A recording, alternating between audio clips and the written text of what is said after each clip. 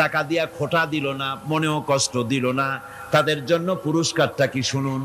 আল্লাহ পাক বলেন পুরস্কার হচ্ছে লাহুম আজরুহুম ইনদা রাব্বিহিম ওয়ালা খাউফুন আলাইহিম ওয়ালা হুম ইয়াহজানুন।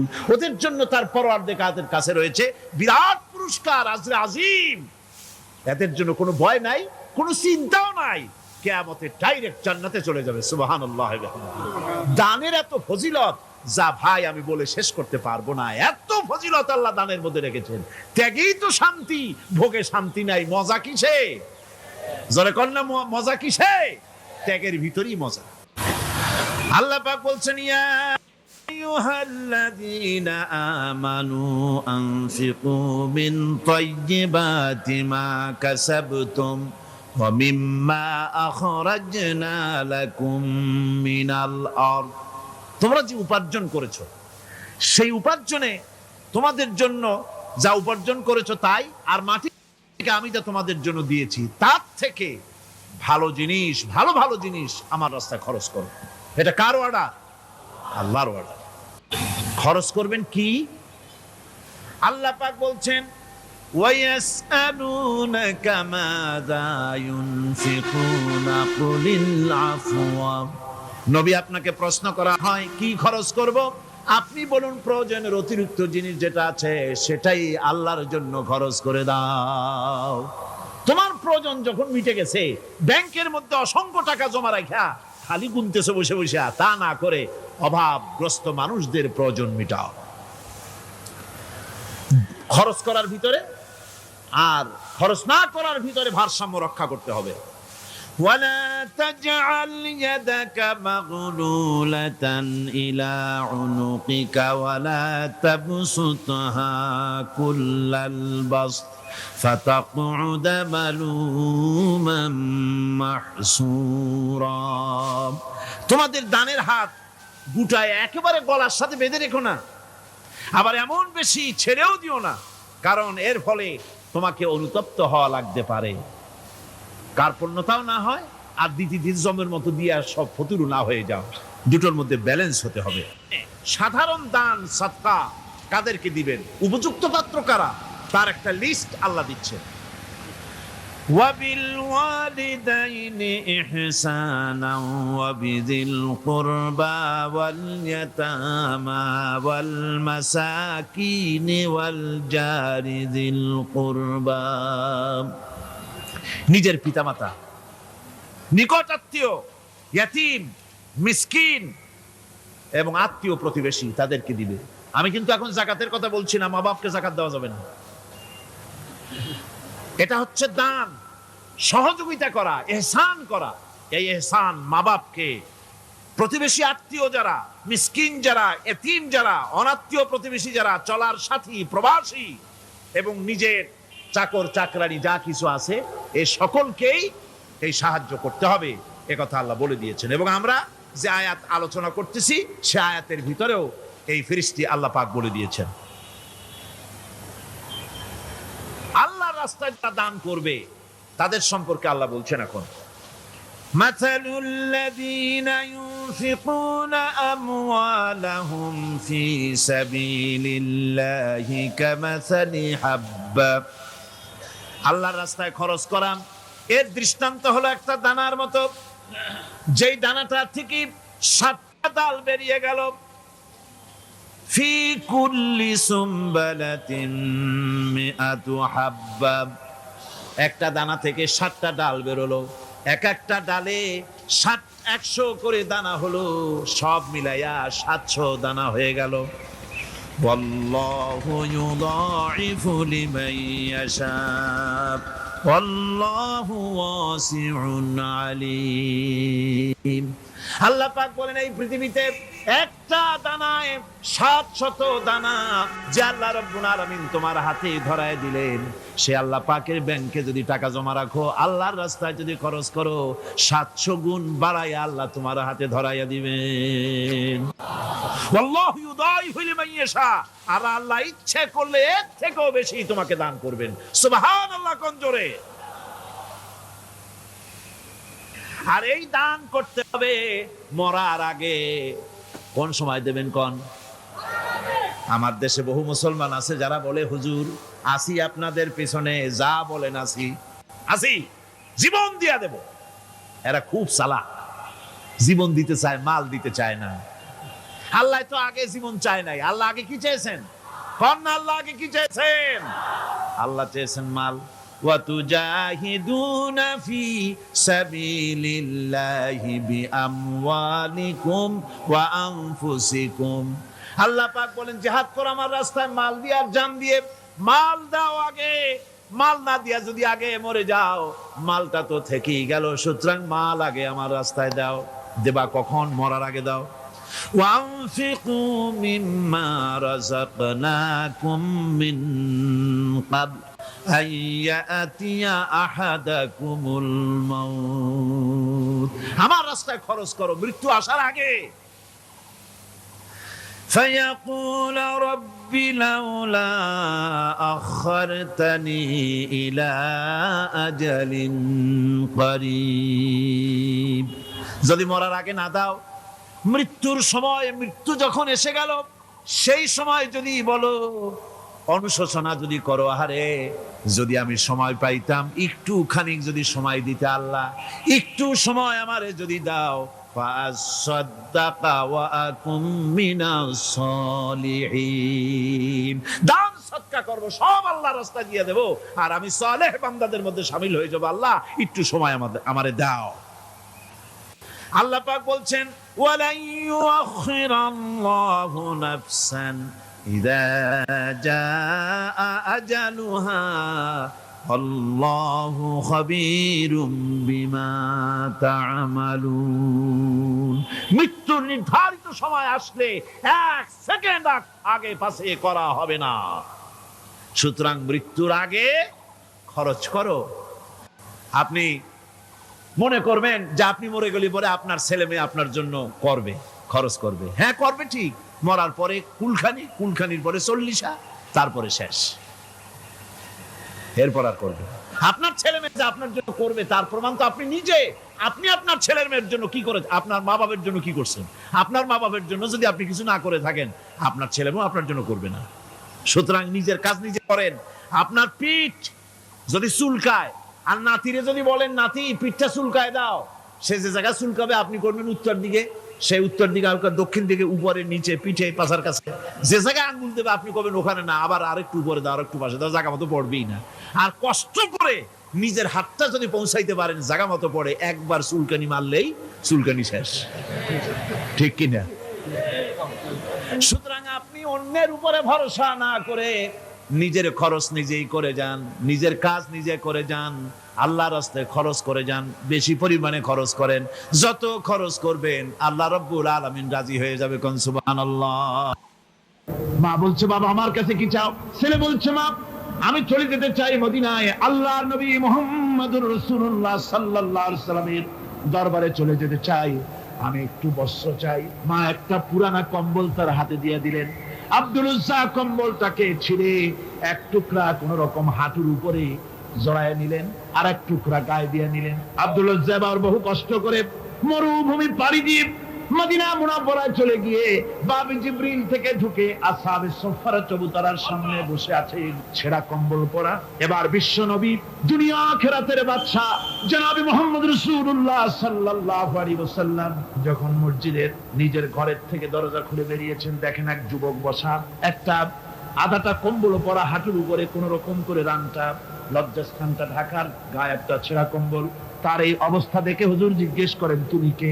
যুবক বলছে আমি আব্দুল উজ্জা। ইসলাম কবুল করার জন্য আমার সব ছিল, আমি কম ধনী ছিলাম না, আমার চাচা সব নিয়ে গেছে, সিনায় রেখেছে, আমার লুঙ্গিটাও দেয় নাই। ঘটনা সব তিনি খুলে খুলে বললেন। হুজুর বললেন তোমার নাম আব্দুল উজ্জা নয়, তোমার নাম আব্দুল্লাহ। আব্দুল্লাহ জুলবাজাদাইন তার নাম।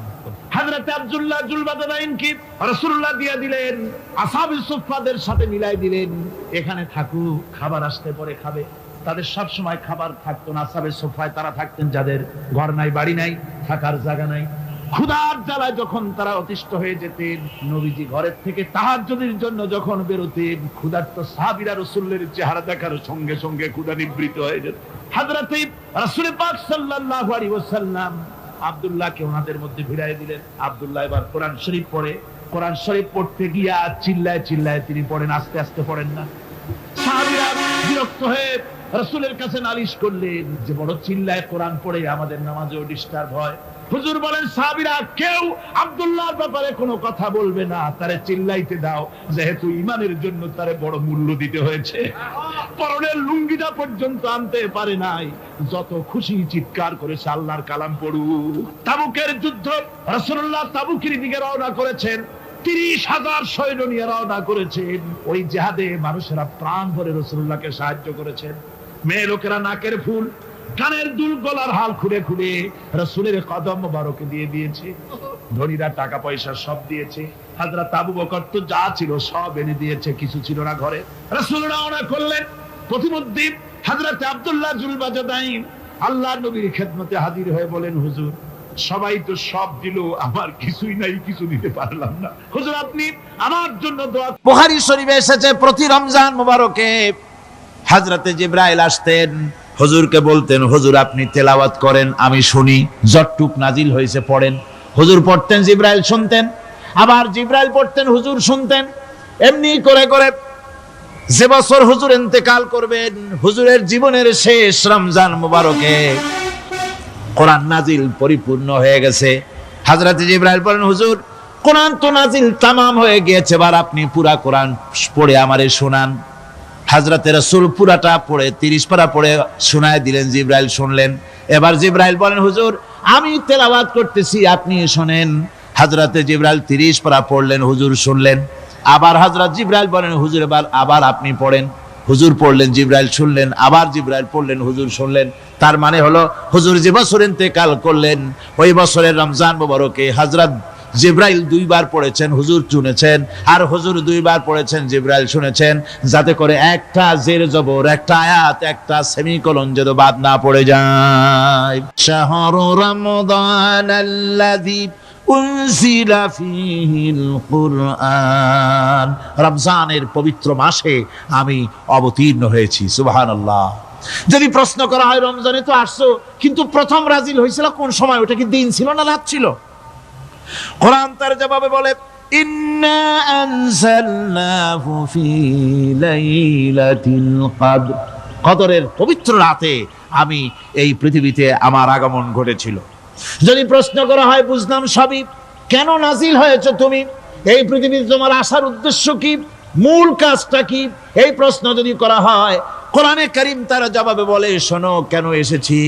লিতুখরিজান নাসা মিনাজ যুলুমাতি ইলান নূর, আমার মিশন হচ্ছে গোটা বিশ্ব মানবতাকে পুঞ্জীভূত জমাট বাঁধা অন্ধকারের ভেতর থেকে টেনে বের করে আলোর সন্ধান দিতে, আলোর দিকে আনার জন্য আমি কোরআন নাজিল হয়েছি।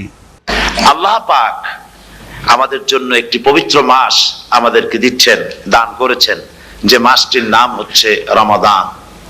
রমাদান হচ্ছে রামদুন, রা মিম দত, রাম ধাতু থেকে উৎপত্তি, এর অর্থ হচ্ছে জ্বালানো, পুড়িয়ে দেওয়া, ভস্ম করে দেওয়া। রমাদান, রমজান মুবারকে যারা নাকি সিয়াম সাধনা করে, আত্মত্যাগ করে, অর্থাৎ তিতিক্ষা, ত্যাগ এবং তিতিক্ষা করে, রমজান মুবারকে আল্লাহ পাক যেভাবে রোজা চান ওইভাবে যারা রোজা রাখে, তাদের সমস্ত গুনাহ সমূহকে আগুন যেমন আবর্জনাকে জ্বালিয়ে দেয়, রোজা যদি সঠিকভাবে কারো হয় তাহলে তার গুনাহগুলিকে এইভাবে জ্বালিয়ে ভস্ম করে দেয়। সুবহানাল্লাহ বিহামদিহি। এই রমাদান আমাদের সামনে। আমি আমার আলোচনার শুরুতে আমি আপনাদের খেদমতে আরজ করতে চাই যে মাসটির মধ্যে আমরা প্রবেশ করতে যাচ্ছি, দুটি জিনিস আমাদের সামনে এখন। একটি হচ্ছে আমরা মাহে রমজানকে ইস্তেকবাল করতে যাচ্ছি, মাহে রমজান আমাদের সামনে। দোয়া করে নেই যে আল্লাহ পাক এই পবিত্র রমজানের সম্মান করার মতো তৌফিক আমাদেরকে দান করো, আর যেভাবে রোজা রাখলে পরে তুমি খুশি হও সেইভাবে আমাদেরকে রোজা রাখার তৌফিক দান করো, বলি আমিন। এটি হচ্ছে সর্বশ্রেষ্ঠ মাস আল্লাহ পাক মুসলমানদের জন্য দান করেছেন। আবারও বলি আলহামদুলিল্লাহ। কোরআন শরীফের মধ্যে আল্লাহ সমস্ত ইবাদতের কথা বলেছেন, কিন্তু ডিটেইলস আলোচনা করেন নাই। হজ করতে হবে, কিন্তু ওকুফে আরাফা করতে হবে, রমিয়ে হেজার করতে হবে, রমিয়ে জেবার করতে হবে, তারপরে 7 বার তাওয়াফ করতে হবে, সাফা মারওয়া সাই করতে হবে। এগুলি কিন্তু কোরআন শরীফে আসে নাই, ডিটেইলস আসে নাই। নামাজ পড়তে হবে, কিন্তু জোহরে কয় রাকাত, আসরে কয় রাকাত, মাগরিবে কয় রাকাত, এই রাকাতগুলি কিভাবে বিন্যস্ত করতে হবে কোরআন শরীফে তা আসে নাই, বর্ণনা করা হয়নি। যাকাত দিতে হবে, কিন্তু কত টাকা হলে কত টাকা দিতে হবে, কত মন ধান হলে কতটুকু দিতে হবে, কত ছাগল হলে, কত গরু হলে, কত পরিমাণ সোনা হলে, কত পরিমাণ রৌপ্য মজুদ থাকলে যাকাত দিতে হবে, এর বিস্তারিত বিবরণ কোরআন শরীফে আসে নাই। চিন্তা হতে পারে যে তাহলে এগুলো আমরা পাইলাম কই? আমরা পেয়েছি কোরআনের ব্যাখ্যা হচ্ছে রাসূল করিম সাল্লাল্লাহু আলাইহি ওয়াসাল্লাম, হুজুর এটাকে আমাদেরকে বলে দিয়েছেন। তিনি সারে ছিলেন, শরীয়ত প্রণেতা ছিলেন। তো সমস্ত ইবাদতকে আল্লাহ পাক সংক্ষেপে সংক্ষেপে তিনি আউটলাইন অথবা গাইডলাইন তিনি দিয়েছেন আল্লাহ পাক। রমজান মুবারক হচ্ছে একমাত্র ইবাদত যে রমজান সম্পর্কে আল্লাহ পাক ডিটেইলস পূর্ণ একটি রুকু আল্লাহ পাক আলোচনা করেছেন। সুবহানাল্লাহ। রোজা শুরু করবেন কোনখান থেকে, শেষ করবেন কোথায় গিয়ে, সফরে প্লেনে যখন চলবেন তখন আপনার রোজার অবস্থা কি হবে, যদি দেশে যান তখন কি হবে, অসুস্থ হলে কি হবে, কিভাবে রোজা রাখবেন, কিভাবে রোজা ভাঙবেন, তারপরে কখন শুরু হবে, কখন কি হবে ইত্যাদি বিস্তারিত বিবরণ। রোজার মতো করে এত অন্য কোন ইবাদতের ব্যাপারে আল্লাহ এতটা বলেন নাই যতটা বলেছেন রোজার ব্যাপারে। তাহলে নিশ্চয়ই বুঝতে পারছেন রোজাটা অত্যন্ত গুরুত্বপূর্ণ ইবাদত। সবটাই গুরুত্বপূর্ণ, কিন্তু রোজাটা আল্লাহর কাছে বেশি গুরুত্বপূর্ণ। সুবহানাল্লাহ। আচ্ছা, বেশি গুরুত্বপূর্ণ কেন সে কথা কি বলবো? অবশ্যই বলবো। বেশি গুরুত্ব এই কারণে, আল্লাহ পাক বলেছেন, এটা হচ্ছে হাদিসে কুদসি। আল্লাহ পাক বলেছেন, আস-সাওমু লি ওয়া আনা আজজি বিহি। অন্য রিওয়ায়াতে এসেছে ওয়া আনা উজজা বিহি। আস-সাওমু লি, রোজা হলো আমার জন্য। কে বলতেছেন বলুন তো? আল্লাহ পাক বলছেন রোজা হচ্ছে আমার জন্য, রোজার পুরস্কার আমি দেব। অন্য বর্ণনায় এসেছে রোজা আমার জন্য আর রোজাদারের পুরস্কার আমি আল্লাহ নিজেই পুরস্কার। সুবহানাল্লাহ, সুবহানাল্লাহ। তাহলে প্রশ্ন আসে, আল্লাহ পাক বলছেন রোজা আমার জন্য, আস-সাওমু লি। আল্লাহ তো একথা কোথাও বলেন না আজ-যাকাতুলি, আস-সালাতুলি, আল-হাজ্জুলি। রোজা আমার কি বলে, যাকাত আমার জন্য, হজ আমার জন্য, নামাজ আমার জন্য, একথা কিন্তু আল্লাহ বলেন নাই। অবশ্যই আমরা যাকাত হোক, নামাজ হোক, হজ হোক কার জন্য করি? আল্লাহর জন্য করি। রমজানের ব্যাপারে আল্লাহ খাস করেছেন যে আস-সাওমু লি, রোজা আমার জন্য। এই কথাটার অর্থ কি, তাৎপর্য কি, ব্যাখ্যা কি, সিগনিফিকেন্স কি? এর সিগনিফিকেন্স হচ্ছে এই যে প্রত্যেকটা ইবাদতের দুটি ধরন আছে। কয়টা ধরন বলুন তো? দুটি ধরন। একটি ধরন হচ্ছে বাহ্যিক, আর একটা হচ্ছে আভ্যন্তরীণ। প্রত্যেকটা ইবাদতের দুটি দিক আছে, একটা মানুষকে দেখানো আর একটা ভেতরের। যেমন নামাজ, একটি লোক নামাজ পড়ে না, কিন্তু এমন একটা সমাবেশের মধ্যে পড়ে গেছে সবাই নামাজ পড়ে। এখন আমি যদি নামাজ না পড়ি তাহলে লোকে বলবে কি? তখন উজু আছে কি না আছে দাঁড়াই গেল, আল্লাহু আকবার। তাহলে দেখা গেল নামাজ আল্লাহর জন্য পড়ে, আবার মানুষের জন্য দেখাবার জন্য করে। যাকাত এটা দেয় মানুষে, তার নিয়তটাকে আল্লাহ পাক ভালো জানেন। কিন্তু কিছু লোক তেমন আছে যাকাতের নামে লুঙ্গি, আমাদের দেশে আছে, এখানে কি করে আমি জানি না, লুঙ্গি শাড়ি কিনে তারপরে বাড়িতে সব জমা করে এরপরে গরিবদের দাওয়াত দেয় এবং সকলকে দেখায় এভাবে লুঙ্গি দিল, শাড়ি দিল, লোকেরা দেখলো যে যাকাত দিল, খুব যাকাত দিয়েছে। কোরবানির ব্যাপারে এভাবে বিরাট একটা গরু কিনলো, কিনে মানুষকে দেখাইলো। চট্টগ্রামে আছে সবচেয়ে বড় দামের গরু একটা কিনে গরুর গলায় মালা একটা পরাইয়া তারপরে শহর ঘুরায়। এখন অবশ্য এটা কমে গেছে আগের থেকে অনেক। মানুষ দেখুক যে অমুকে এই গরুটা কোরবানি করেছে। এটা কি কোরবানির জন্য হলো না মানুষকে দেখাবার জন্য হলো? হজ, টাকা আছে, লোকেরা বলবো কি যে এত টাকার মালিক তাও হজে যায় না, সুতরাং যাই একটু হজ করে আসি। তাহলে হজ করা গেল, আবার মানুষকে দেখাবার জন্য করলো। দুটি জিনিস আছে। কিন্তু একমাত্র রোজা যদি কেউ রাখে মানুষকে দেখাবার জন্য, সকাল থেকে শুরু করে সন্ধ্যা পর্যন্ত না খাইয়া কোনো পাগলও থাকবে না। বলেন আপনারা ঠিক কিনা? সে তো মানুষকে দেখাবার জন্য দাঁত পরিষ্কার করে নিল আর দুপুরে ভাত খাই নিল, বউতেও টের পাইল না। পারবে কিনা? পারবে, টয়লেটে গিয়ে খেয়ে নিল ভালো করে, কোন একটা আড়াল জায়গা নিয়ে খেয়ে গেল, বাচ্চাও দেখলো না, বউকেও দেখলো না, খেয়ে নিল, তাহলে সে তো রোজা রাখলো না। আল্লাহ পাক বলছেন আস-সাওমুলি, রোজা হচ্ছে আমার জন্য, যে রোজা রাখে আমার জন্যই রাখে, মানুষকে দেখাবার জন্য সারাদিন না খেয়ে থাকার কোনো প্রশ্নই ওঠে না। সুবহানাল্লাহ। সুতরাং রোজা যে রাখলো সে আমার জন্যই রাখলো, ওয়া আনা আজজি বিহি, রোজার পুরস্কার আমি আমার হাত দিয়ে দেব। সুবহানাল্লাহ, আমার হাত দিয়ে দেব। ম্যানেজার যদি বলে এই কাজগুলি করলে পরে বেতন, নির্ধারিত বেতন পাবা, আর এইটা যদি করো তাহলে বেতনটা আমি দেবো আমার হাত দিয়ে, তাহলে এমপ্লয় যারা তারা বুঝতেই পারবে যে মালিক যখন নিজেই দেবে তাহলে ম্যানেজারের মতো দেবে না, মালিক মালিকের মতোই বড় করে দেবে। তো আল্লাহ পাক ফেরেশতাদের কাছে এটা রাখেন নাই, সব নাকি তোমরা লেখো গিয়া, আর রোজার সওয়াব আমার হাত দিয়ে আমি দেব। সুবহানাল্লাহ। এরপরে আল্লাহ পাক বলছেন, অন্য রিওয়ায়েতে এসেছে রোজা আমার জন্য, আর রোজাদারের পুরস্কার আর কিচ্ছু না, রোজাদারের পুরস্কার আমি আল্লাহ নিজেই পুরস্কার হয়ে যাব। সুবহানাল্লাহ। হাদিস শরীফে এসেছে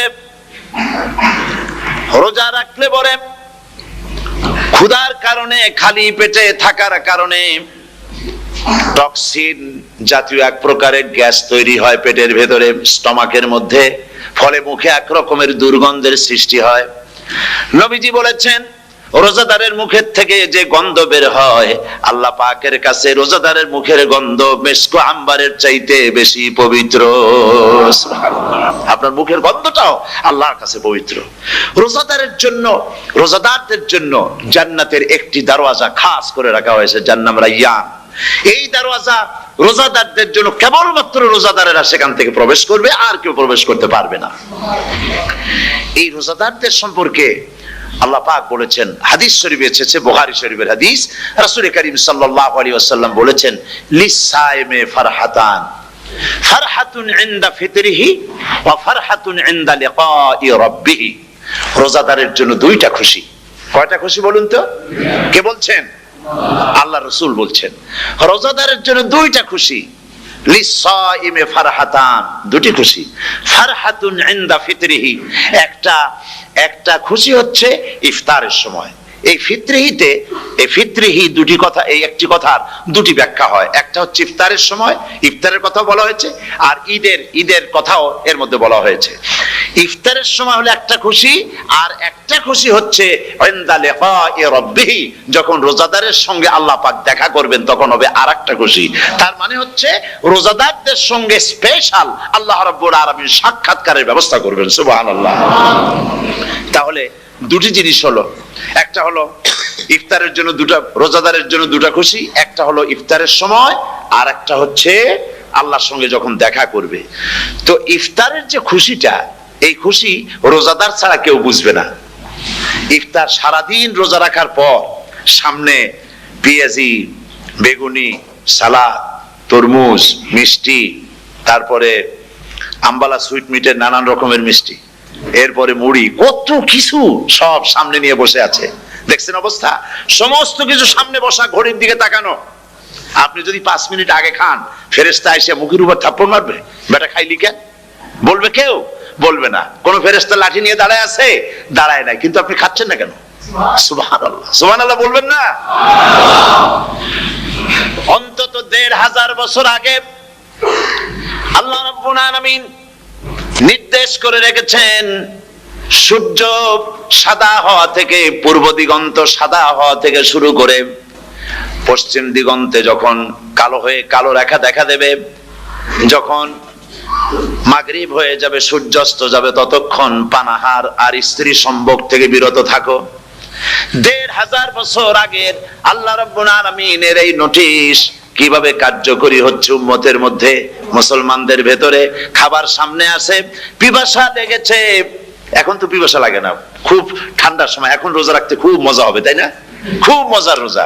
কিন্তু এই রোজা যখন জুন মাস আর জুলাই মাসে আসবে, তখন টের পায় মানুষ রোজা কাকে বলে। প্রচন্ড পিপাসা, সামনে সব খাবার পড়ে আছে, একটা খাবারের দিকে রোজাদারের হাত যায় না, ঘড়ির দিকে তাকায় আর চুপ করে বসে বসে আল্লাহর জিকির করতে থাকে। আল্লাহ কয় ফেরেশতারা, দেখ এই বান্দা বানাইতে নিষেধ করছিলি। সুবহানাল্লাহ। আল্লাহ খুশি হয়ে যান। রোজাদার অপেক্ষা করতে থাকে। ঠিক যখন কাটায় কাটায় সময়টা এসে গেছে, তখন আল্লাহর নাম করে খুরমা দিয়ে পানি দিয়ে ইফতার শুরু করে দিল। আল্লাহ পাক খুশি হয়ে গেলেন। এই যে ইফতার, সারাদিন রোজা রাখা ইফতার করায় যে মজা, রোজা রাখলো না এরকম লোকেরাও কিন্তু ইফতার করে, করে না? পুরান ঢাকায় আছে, ঢাকার তো কয়েকটা এলাকা আছে, পুরান ঢাকার লোকেরা নাকি বলে যে যারা রোজা রাখে না তারা বলে যে রোজা না রাখে একরকম পাপ করছি, আর ইফতার না করিয়া কবিরা গুনাহ করবো নাকি, ইফতার তো করাই লাগবে। তো খুব মজা করে ইফতার করে তারা। তো সারাদিন রোজা রেখে পেঁয়াজি ছোলা বুট মুড়ি খাওয়ায় যে মজা, সারাদিন ভাত খাইয়া তারপরে ইফতারের শরীক হওয়া, ছাগলে ঘাস খাইলে যেমন লাগে ওই রকম তার মুখে লাগে, এই মজা পাবে না। রোজাদারের যে মজা লাগে সেই মজা সে পাবে না।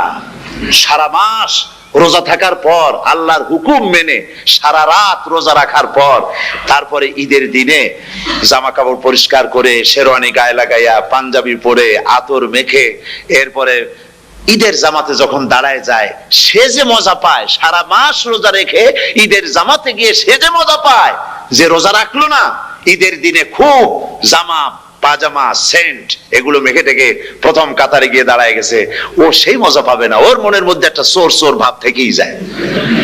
সে মনে মনে ভাবে এই জামাত আমার না, জোর করে আসছি, এইখানে দাঁড়াবার যোগ্যতা আমার নাই। মনের মধ্যে সে একটা অপরাধী ফিল করে, সে ফিল করতে থাকে। সুতরাং রোজাদারের জন্য দুইটা খুশি, একটা হচ্ছে ইফতারের সময়, আর একটা খুশি হবে যখন আল্লাহ তাদেরকে দেখা দেবেন। সুবহানাল্লাহ। এই রোজা আল্লাহ পাক দান করেছেন। আচ্ছা, কি জন্য রোজা আমাদের দিলেন? এই জন্য দিয়েছেন যে একটা মাস পৃথিবীর মুসলমানরা না খেয়ে থাকুক দিনের বেলায়, ওই না খেয়ে থাকার যে খাবারগুলি বাঁচবে এগুলি আল্লাহ অন্য কোন এলাকার মানুষদের খাওয়াবেন নাকি? এই জন্য করেছেন রোজা, এজন্য করেন নাই। রোজার ফজিলত আল্লাহর নবী বলেছেন, রমজান মুবারকের এত ফজিলত, মানুষ যখন কোন ইবাদত করে আল্লাহ পাক সেই ইবাদতের নেক আমলের সওয়াব 10 থেকে শুরু করে 700 পর্যন্ত বাড়ায় দেন। 10 থেকে শুরু করে 700 বাড়ায় দেন, ইল্লা সাওম, রোজা ছাড়া। নবীজি বলেছেন, রমজান মুবারকে কেউ যদি একটি নফল কাজ আদায় করে, একটি নফল ইবাদত করে, অন্য মাসের একটি ফরজ আদায় করার সওয়াব আল্লাহ পাক নামায়ে আমলে দিয়ে দিবেন। রমজান মুবারকে কেউ যদি একটি ফরজ আদায় করে, অন্য মাসের 70টি ফরজ আদায় করার মতো সওয়াব আমলনামায় আল্লাহ দিয়ে দিবেন। সুবহানাল্লাহ। এই মাস আমাদের সামনে, আল্লাহু আকবার বলি, আল্লাহু আকবার বলি, আলহামদুলিল্লাহ। এই পবিত্র মাস আমাদের সামনে, এই মাসে এত সওয়াব, নফল হয় ফরজের মতো, আর ফরজ হয় 70টা ফরজের মতো। এত সওয়াব কেন হইল? আমরা না খেয়ে থাকি সেই জন্য নাকি? বলতে পারেন কেন হলো? একটি কারণ, শাহরু রমাদান আল্লাযী উনজিলা ফীহিল কুরআন। সুবহানাল্লাহ বলবেন না? এই রমজান মাস হচ্ছে সেই মাস যে মাসে আল্লাহ রাব্বুল আলামিন কোরআনে কারীমকে নাজিল করেছেন। এই মাসের মধ্যে একটি রাত আছে, খায়রুম মিন আলফি শাহর, যে রাতটি 1000 মাসের চাইতে বেশি গুরুত্বপূর্ণ আল্লাহর কাছে। সুবহানাল্লাহ। একটি রাত 1000 মাসের চাইতে গুরুত্বপূর্ণ। 1000 মাস ক্যালকুলেটর দিয়ে হিসাব করলে দেখা যায় যে 1000 মাসে 83 বছর 4 মাস হয়। তাহলে তার অর্থ কি এই যে একটানা 83 বছর 4 মাস ইবাদত করলে যে সওয়াব হবে, এই রাত্রে ইবাদত করলে সেই সওয়াব হবে? হতে পারে, এরকম হতে পারে, কিন্তু ব্যাখ্যাটা কি? ব্যাখ্যাটা হচ্ছে এই, আরবিতে আলফুন শব্দ দিয়ে 1000 বোঝানো হয় না। আরবিতে যখন আলফুন বলা হয় তাহলে বোঝা যায় সংখ্যাধিক্য, বিপুল সংখ্যা, হাজার হাজার হাজার হাজার, থাউজেন্ডস এন্ড থাউজেন্ডস। এইটাকে বোঝানোর জন্য আরবিতে ব্যবহার করা হয় আলফুন, হাজার হাজার। তাহলে আল্লাহ কি বুঝাতে চাচ্ছেন? আল্লাহ রাব্বুল আলামিন তিনি আয়াত দ্বারা বুঝাতে চান, এর ব্যাখ্যা হচ্ছে এই পৃথিবীর মানবতার কল্যাণের জন্য এই পৃথিবীর মানুষের ভালাইয়ের জন্য, মঙ্গলের জন্য হাজার হাজার মাস ধরে এই পৃথিবীর মানুষের যে কল্যাণ হয় নাই, এই রমজান মোবারকে একটা রাত আছে যেই রাতে আল্লাহ রব্বুল আলামিন মানবতার সেই কল্যাণ করেছেন। সেই কল্যাণ কি দিয়ে করেছেন? শাহরুর রমাদান আল্লাযী উনজিলা ফীহিল কোরআন, কোরআন নাজিল করে পৃথিবীর মানুষকে সেই কল্যাণ আল্লাহ দিয়েছেন। সুবহানাল্লাহ। বন্ধুগণ, কোরআন, কোরআন কি নিয়ামত আমাদের কাছে! সেই নিয়ামতকে আমরা চিনলাম না, আমরা বুঝতে পারলাম না কত বড় নিয়ামত আল্লাহ আমাদের দান করেছেন। এই কোরআন যেন আপনি শুনতে পারেন, পড়তে পারেন, বুঝতে পারেন, সেই জন্য আল্লাহ রাব্বুল আলামিন শরিয়াত কি সুন্দর ব্যবস্থা করেছে। কোরআন শোনার জন্য রমজান মুবারকে তারাবিহের নামাজের ব্যবস্থা করা হয়েছে। সুবহানাল্লাহ, সুবহানাল্লাহ। যারা সব সময় পড়তে পারেন না, কোরআন তেলাওয়াত জানেন না, অথবা সারা বছর এক খতম কোরআন শরীফ পড়া হয় না, শরিয়াত কি সুন্দর বিধান করলো যে আপনি যেন 30 পারা কোরআন শরীফ শুনতে পারেন। এই ব্যবস্থা তারাবিহের নামাজের মধ্যে শরিয়াত করে দিয়েছে। আলহামদুলিল্লাহ, আলহামদুলিল্লাহ। যাদের টাকা কড়ি আছে, আমি তাদেরকে অনুরোধ করব, যদি পারেন তাহলে মেহেরবানি করে রমজান মোবারকে উমরা পালন করবেন। আমি উমরার নিয়ত করে এসেছি, ঢাকা থেকে উমরার নিয়ত করে এসেছি, আপনাদেরকে দেখে গেলাম। আর আমি এখান থেকে ডাইরেক্ট মদিনা মুনাওয়ারায় চলে যাব ইনশাআল্লাহ। লাইলাতুল কদর পর্যন্ত হারামাইনুশ শরীফাইনে কাটাতে চাই, নিয়ত করেছি। আপনারা দোয়া করুন আল্লাহ যেন কবুল করেন। কি মজা যখন আপনি হারামাইনুশ শরীফাইনে যখন তেলাওয়াত শুনবেন, আপনার কাছে মনে হবে যেন কোরআন শরীফ নাজিল হতেছে। সুবহানাল্লাহ। সেখানে তো নামাজের পরে হাত তুলে মোনাজাত করা হয় না, শুধুমাত্র রমজান মুবারকে বেতেরের নামাজের মধ্যে ইমাম সাহেব হাত তুলে মোনাজাত করেন। গত বছর রমজান মুবারকের লাইলাতুল কদরে আমি ছিলাম, গত কয়েক বছর ধরে আল্লাহ যাওয়ার তৌফিক দিয়েছেন দয়া করে। সেখানে লাইলাতুল কদরে পত্রিকাগুলি লিখেছে 30 লাখের উপরে লোক ছিল মক্কা শরীফের হারাম শরীফে। 30 লাখের উপরে। যখন তেলাওয়াত হচ্ছে, মোনাজাত করতেছেন ইমাম সাহেব কাঁপতেছেন, মোনাজাত করতেছেন, কাঁদতেছেন, আর গোটা হারাম জুড়ে কান্নার রোল পড়ে গিয়েছে। কিভাবে কাঁদতেছেন! সারাদিন মানুষ রোজা রেখে তারপরে ইফতার করতে যখন বসে, আমি সেই জান্নাতের কথা কেমনে আপনাদের বুঝাবো? রসগোল্লা কেমন লাগে বক্তৃতা দিয়ে 6 ঘন্টা বক্তৃতা দিয়েও বোঝানো যাবে না। যদি মুখের মধ্যে ঢুকাইতে পারি তাহলে বুঝবেন যে মজাটা কি। এটা তো আমি বুঝাইতে পারবো না কি মজাটা লাগে। সারাদিন রোজা রাখার পর সমস্ত লক্ষ লক্ষ মুসল্লিরা বসে আছে মক্কা শরীফে, কাবা শরীফ সামনে, এখানে বসে আছে। রোজাদারের সামনে আছে জমজমের পানি আর মদিনা মুনাওয়ারার খুরমা। আল্লাহর ঘর সামনে, জান্নাতের থেকে আর কাকে বলে! সুবহানাল্লাহ। আর মসজিদে নববীর ভিতরে মদিনার আকর্ষণ কাশাস আলাদা। মদিনা শরীফের আপনাকে যদি পাইয়া যায় কোন আরব, কোন মাদানী, আপনারা ছাড়বি না, আদর করে পাশে বসাবে। তোমারে আমি এই জিনিস খাওয়াবো, এইটা দিয়ে ইফতার করাবো, আমার কাছ দিয়ে তুমি উঠতেই পারবে না। আপনাকে জোর করে বসায় দিবে মসজিদে নববীতে, রিয়াদুল জান্নাহ, রাসূল করিম সাল্লাল্লাহু আলাইহি ওয়াসাল্লামের কবর শরীফের কাছে বসে আপনি ইফতার করতেছেন। কত বড় নসিব! সেই জন্য আমি বলি, হলিডে করার জন্য আমেরিকা, সিঙ্গাপুর, হাবিজাবি এই সমস্ত ঘুরে কোনো লাভ নাই। হলিডে করতে চান, রমজান মুবারকে চলে যান হারামাইনুশ শরীফাইন, মদিনা আল মুনাওয়ারা, মক্কা আল মুকাররমা। কপাল খুলে যাবে, জিন্দেগীর সমস্ত গুনাহ খাতা আল্লাহ পাক maaf করে দিবেন। রাসূল করিম সাল্লাল্লাহু আলাইহি ওয়াসাল্লাম বলেছেন, রমজান মুবারকে যে উমরা করলো সেজন্য হজ আদায় করলো। সুবহানাল্লাহ। অন্য রিওয়ায়াতে এসেছে, যে ব্যক্তি রমজান মুবারকে উমরা করলো সেজন্য আমার সাথে হজ আদায় করলো। সুবহানাল্লাহ। তো বলতেছিলাম যে কোরআনে কারীম হচ্ছে একটি বিরাট নিয়ামত। এই নিয়ামত শোনানো হয় রমজান মুবারকে। আমি এবার এসে খুব খুশি হলাম একথা শুনে যে ইস্ট লন্ডন মসজিদ তারা একটা ব্যবস্থা করেছে, সুন্দর একটা রেডিও তারা আবিষ্কার করেছে। না কি করছেন আপনারা? ট্রান্সমিটার তৈরি করেছেন। ওনারা ওখানে রেডিও বিক্রি করেন। আপনারা বহুটা খরচ করেছেন, তারা হাজার হাজার পাউন্ড খরচ করে টাওয়ার বানিয়েছেন এবং একটা ফ্রিকোয়েন্সি তারা নিজেরা নিয়েছেন, আর রেডিওগুলি 125 পাউন্ড করে ওনারা দিচ্ছেন খরচ হিসেবে।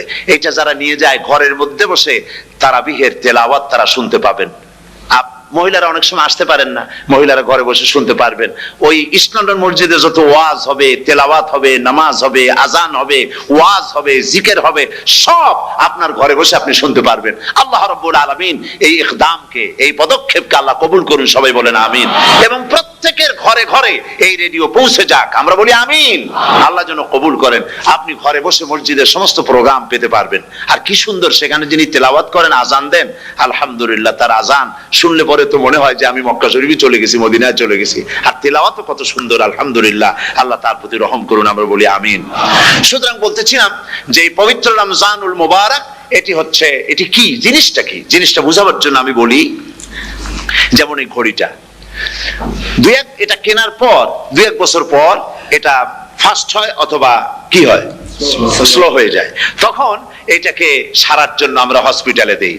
হসপিটাল মানে লন্ডন হসপিটাল না, ঘড়িরও হসপিটাল আছে। তো ঘড়ির হসপিটালে দিলাম, ওরা এটাকে দেখে শুনে ওয়াইলিং করে টরে দিল ঠিক মতো। একবার যদি ঠিক করে দিল, আবার আমার 1-2 বছর চললো, আর কোনো ডিস্টার্ব করবে না, ঠিক কিনা? আপনার গাড়ির ইঞ্জিন যদি কোনো রকমের অসুবিধা করে, তাহলে গাড়ির ইঞ্জিনকে ওভারহোলিং করতে হয়, ইঞ্জিন ডাউন দিতে হয়। একবার যদি ইঞ্জিন ডাউন দিলেন, ওভারহোলিং করলেন, তাহলে আপনার এই গাড়ি 5-6 বছরের জন্য আর হাত দিতে হবে না। এই কথাগুলি বুঝতে পারছেন কিনা? সারা জীবন, সারা মাস অন্যায় করার পরে, গুনাহ করার পরে মানুষের অন্তঃকরণে কালিমা লেগে যায়। আল্লাহ রাব্বুল আলামিন রমজান মুবারকের একটা ব্যবস্থা করেছেন, ইঞ্জিন ওভারহোলিং এর মতো, ইঞ্জিন ডাউন দেওয়ার মতো। আপনার কালকে, আপনার আত্মাকে, আপনার বিবেককে, আমার বিবেককে পরিষ্কার করার জন্য রমজান মাস করে দিয়েছেন। রমজান মুবারকের একটি মাসের কোর্স যদি কমপ্লিট করা যায়, তাকওয়া দিয়া যদি ভরে দেওয়া যায়, তাহলে বাকি 11 মাস আরামসে চলবে, কোনো অসুবিধা হবে না। নবীজি বলেছেন, রমজান মুবারকে মাস আসার সঙ্গে সঙ্গে আল্লাহ রাব্বুল আলামিন তিনি জান্নাতের সমস্ত দরজাগুলি খুলে দেন, আর জাহান্নামের সব দরজাগুলি আল্লাহ রাব্বুল আলামিন বন্ধ করে দেন। সুবহানাল্লাহ। আর শয়তানকে শৃঙ্খল দিয়ে বেঁধে ফেলা হয়, শিকল দিয়ে শয়তানরা বাঁধা হয়ে যায়। এই হাদিসটা যখনই শুনাই বিভিন্ন জায়গায়, লোকেরা বিভিন্ন জায়গায় প্রশ্ন করে, হুজুর কোন তো যে শয়তানরে বাঁধতে হয়, কিন্তু রমজান মাস হতো লোকেরা মদ খায়, মিথ্যা কথা কয়, তাহলে শয়তান বাঁধা থাকলো কেমনে? আমি বলি, দেখেন, এরও ব্যাখ্যা আছে। এর ব্যাখ্যা হলো এই, কোন কোন ঘড়ি আছে একবার চাবি দিলে 6 মাস চলে, আর একবার চাবি দিলে 2 বছর চলে, আবার চাবি দিলে লাইফ চলে যায়। এরকমের ঘড়িও আছে। কোন কোন মানুষের শয়তানে এমন চাবি দিছে যে চাবিতে 6 মাস চলে, কোনটায় 10 মাস চলে, কোনটায় বছর চলে। রোজার মাসেও যারা গুনাহ করে, শয়তানে এমন চাবি দিছে যে রোজার মাসেও বন্ধ হচ্ছে না। এরা শয়তানের খপ্পরে পড়ে গেছে। আল্লাহ এই চাবি থেকে মুসলমানদেরকে হেফাজত করুন, বলি আমিন। জোরে বলেন আমিন। শয়তান থেকে পানাহ কেউ দিতে পারে না, কোন গভর্নমেন্ট পারবে না। ব্রিটিশ গভর্নমেন্ট পারবে নাকি? American government? কেউ পারবে না। শয়তান থেকে পানাহা দিতে পারে কেবলমাত্র কে? ওই আল্লাহ রাব্বুল আলামিন আমাদেরকে শিখায় দিয়েছেন, শয়তানের ওয়াসওয়াসা থেকে আমার কাছে পানাহা চাও। আউযু বিল্লাহি মিনাশ শাইতানির রাজিম। বিতাড়িত মরদুদ শয়তানের ওয়াসওয়াসা থেকে পানাহা চাই, আল্লাহর কাছে পানাহা চাও। আল্লাহ পাক বলেন, আমি পানাহা দিতে পারি শয়তানের ওয়াসওয়াসা থেকে। শয়তান থেকে আশ্রয় একমাত্র সিকিউরড, নিরাপত্তা পেয়েছেন আল্লাহর পয়গম্বরেরা। সুবহানাল্লাহ। আম্বিয়া আলাইহিমুস সালাম, তারা আল্লাহ কর্তৃক নিয়ন্ত্রিত। শয়তানের ক্ষমতা নাই পয়গম্বরদের কাছে যাওয়া। চতুর সীমানার ভেতরে শয়তান প্রবেশ করে কোন নবীকে ওয়াসওয়াসা দিতে পারবে না, বলি সুবহানাল্লাহ। এই জন্য শয়তান থেকে বেঁচে যাওয়া, শয়তানের ওয়াসওয়াসা থেকে বাঁচা খুবই কঠিন। সেই জন্য আল্লাহ পাক বলছেন, শয়তানকে বেঁধে রাখা হয়, জান্নাতের সমস্ত দরজা খোলা, জাহান্নামের সমস্ত দরজা বন্ধ হয়ে যায়। এই নিয়ামতের মাস আমাদের সামনে। প্রত্যেকটি যখন কোন ওয়ার্কশপ হয়, তো ওয়ার্কশপের জন্য এক একটা কি বলে সিলেবাস থাকে। রমজান মুবারক একটা ওয়ার্কশপ। এই ওয়ার্কশপের মধ্যে একটা সিলেবাস আছে, সেই সিলেবাসের নাম হচ্ছে কোরআন। কোরআন, কোরআন। কোরআন নাজিলের মাসে আমরা কি কোরআন তেলাওয়াত করি? বলেন। রোজা হচ্ছে, হাদিস শরীফের মধ্যে বলা হয়েছে, আস-সাওমু জুন্নাহ, রোজা হচ্ছে ঢাল। রোজা কি কন্ত? ঢাল বোঝেন তো? ঢাল কি? প্রোটেক্টর। আপনি জিহাদের ময়দানে, যুদ্ধের ময়দানে নিরাপত্তার জন্য, বাইরের থেকে আক্রমণকে ফিরাবার জন্য কি ব্যবহার করেন? ঢাল ব্যবহার করেন। রোজা হচ্ছে ঢাল, শয়তানের সমস্ত আক্রমণ থেকে বাঁচার জন্য রোজা হচ্ছে ঢাল। রোজার দিনে কেউ যদি আপনার সাথে ঝগড়া করে, তাহলে রাসূল বলেছেন তুমি বলো, তুমি ঝগড়ায় প্রবৃত্ত হবে না। তোমার সাথে যদি কেউ ঝগড়া করে, তুমি বলবে ইন্নী সাইম, আমি রোজাদার। আমি তোমার মতো ঝগড়া করতে আমিও পারি, আমি তোমার মতো গালাগালি দিতে পারি, কিন্তু আমি দেব না, ঝগড়াও করব না, গালিও দেব না, মারামারিও করব না, কারণ আমি রোজাদার। সুবহানাল্লাহ। রোজা আপনাকে গুনাহ থেকে বাঁচায় দেবে। দেখেন রোজা কিভাবে গুনাহ থেকে বাঁচায়। মিথ্যেবাদী, মিথ্যেবাদী সারাক্ষণ মিথ্যে কথা বলে, কিন্তু রোজার মাস আসছে। এখন মিথ্যাবাদী যারা, তাদের ঘনিষ্ঠ লোকদের কাছে শুনেছি যে তারা বলে, যদি কোনো লোক দিনের বেলা এসে যায় আর এমন কথা, যে কথা বলতে গেলে মিথ্যা বলা ছাড়া উপায় নাই তার জন্য, সে তখন বলে ভাই তুমি তো অসময় আসছো, এখন আমি খুব ব্যস্ত, আই এম ভেরি বিজি, তুমি রাত্রে আসো। কথা বুঝতে পেরেছেন তো? রোজা হচ্ছে কি? রোজাটা কি বলে? ঢাল। কোন মেয়ে লোকের দিকে চোখ পড়লো, আহা আমি তো রোজাদার, চোখকে সাথে সাথে নিচে নামায় ফেললো। গানের আওয়াজ আসলো, আমি তো রোজাদার, সে গানটা শুনলো না। কাজী সমস্ত গুনাহ থেকে বাঁচার জন্য রোজা একটা বিরাট হাতিয়ার। সুবহানাল্লাহ। এই মাসে আল্লাহ রাব্বুল আলামিন এই মাসটা, এই রোজাটা কেন দিয়েছেন? লাআল্লাকুম তাত্তাকুন, ইয়া আইয়ুহাল্লাযীনা আমানু কুতিবা আলাইকুমুস সিয়ামু কামা কুতিবা আলাল্লাযীনা মিন ক্বাবলিকুম লাআল্লাকুম তাত্তাকুন। হে বিশ্বাসীরা, তোমরা যারা ঈমান এনেছো, শোনো, আমি রোজাকে তোমাদের জন্য ফরজ করেছি, যেমন করে ফরজ করেছিলাম তোমাদের পূর্বপুরুষদের উপরে। রোজা শুধু আমাদের উপরে ফরজ হয়েছে তা না, আমাদের আগে যারা যেসব নবীরা আসছিলেন তাদের উপর রোজা কি ছিল? ফরজ ছিল। সুতরাং এই রোজা তোমাদের উপরে ফরজ, এই জন্য লাআল্লাকুম তাত্তাকুন, যাতে করে তোমরা কি হতে পারো? পরেজগার হতে পারো। কি হতে পারো? পরেজগার, মুত্তাকি হতে পারো, আল্লাহকে ভয় করতে পারো। একমাত্র আল্লাহর ভয় মানুষকে ভালো বানাতে পারে। একটা মানুষ জান্নাতে যাওয়ার জন্য, জাহান্নাম থেকে বাঁচার জন্য একটা জিনিস, কয়টা জিনিস বলেন? একটি জিনিস যদি ভেতরে থাকে তাহলে সমস্ত গুনাহ থেকে বাঁচতে পারে। আর একটি জিনিস যদি না থাকে তাহলে এমন কোন কাজ নাই পৃথিবীতে যা সে করতে পারে না। সেই কাজটার নাম কি? তাকওয়া। সবাই বলেন কাজটার নাম কি? তাকওয়া। যদি ভেতরে আল্লাহ পাকের ভয় থাকে, রব্বুল আলামিন আমাকে দেখছেন, তিনি আমাকে শুনতেছেন, এই ভয় যদি অন্তঃকরণের ভিতরে থাকে, তাহলে এই লোকটি কোনো গুনাহের কাজ করতে পারবে না, মিথ্যা বলতে পারবে না, ওজনে কম দিতে পারবে না, খাদ্যে ভেজাল দিতে পারবে না, শয়তানি বদমাশি করতে পারবে না। আর যদি এই জিনিসটির অভাব থাকে, যদি তাকওয়া না থাকে, তাহলে সমস্ত অন্যায় কাজ সে করতে পারবে।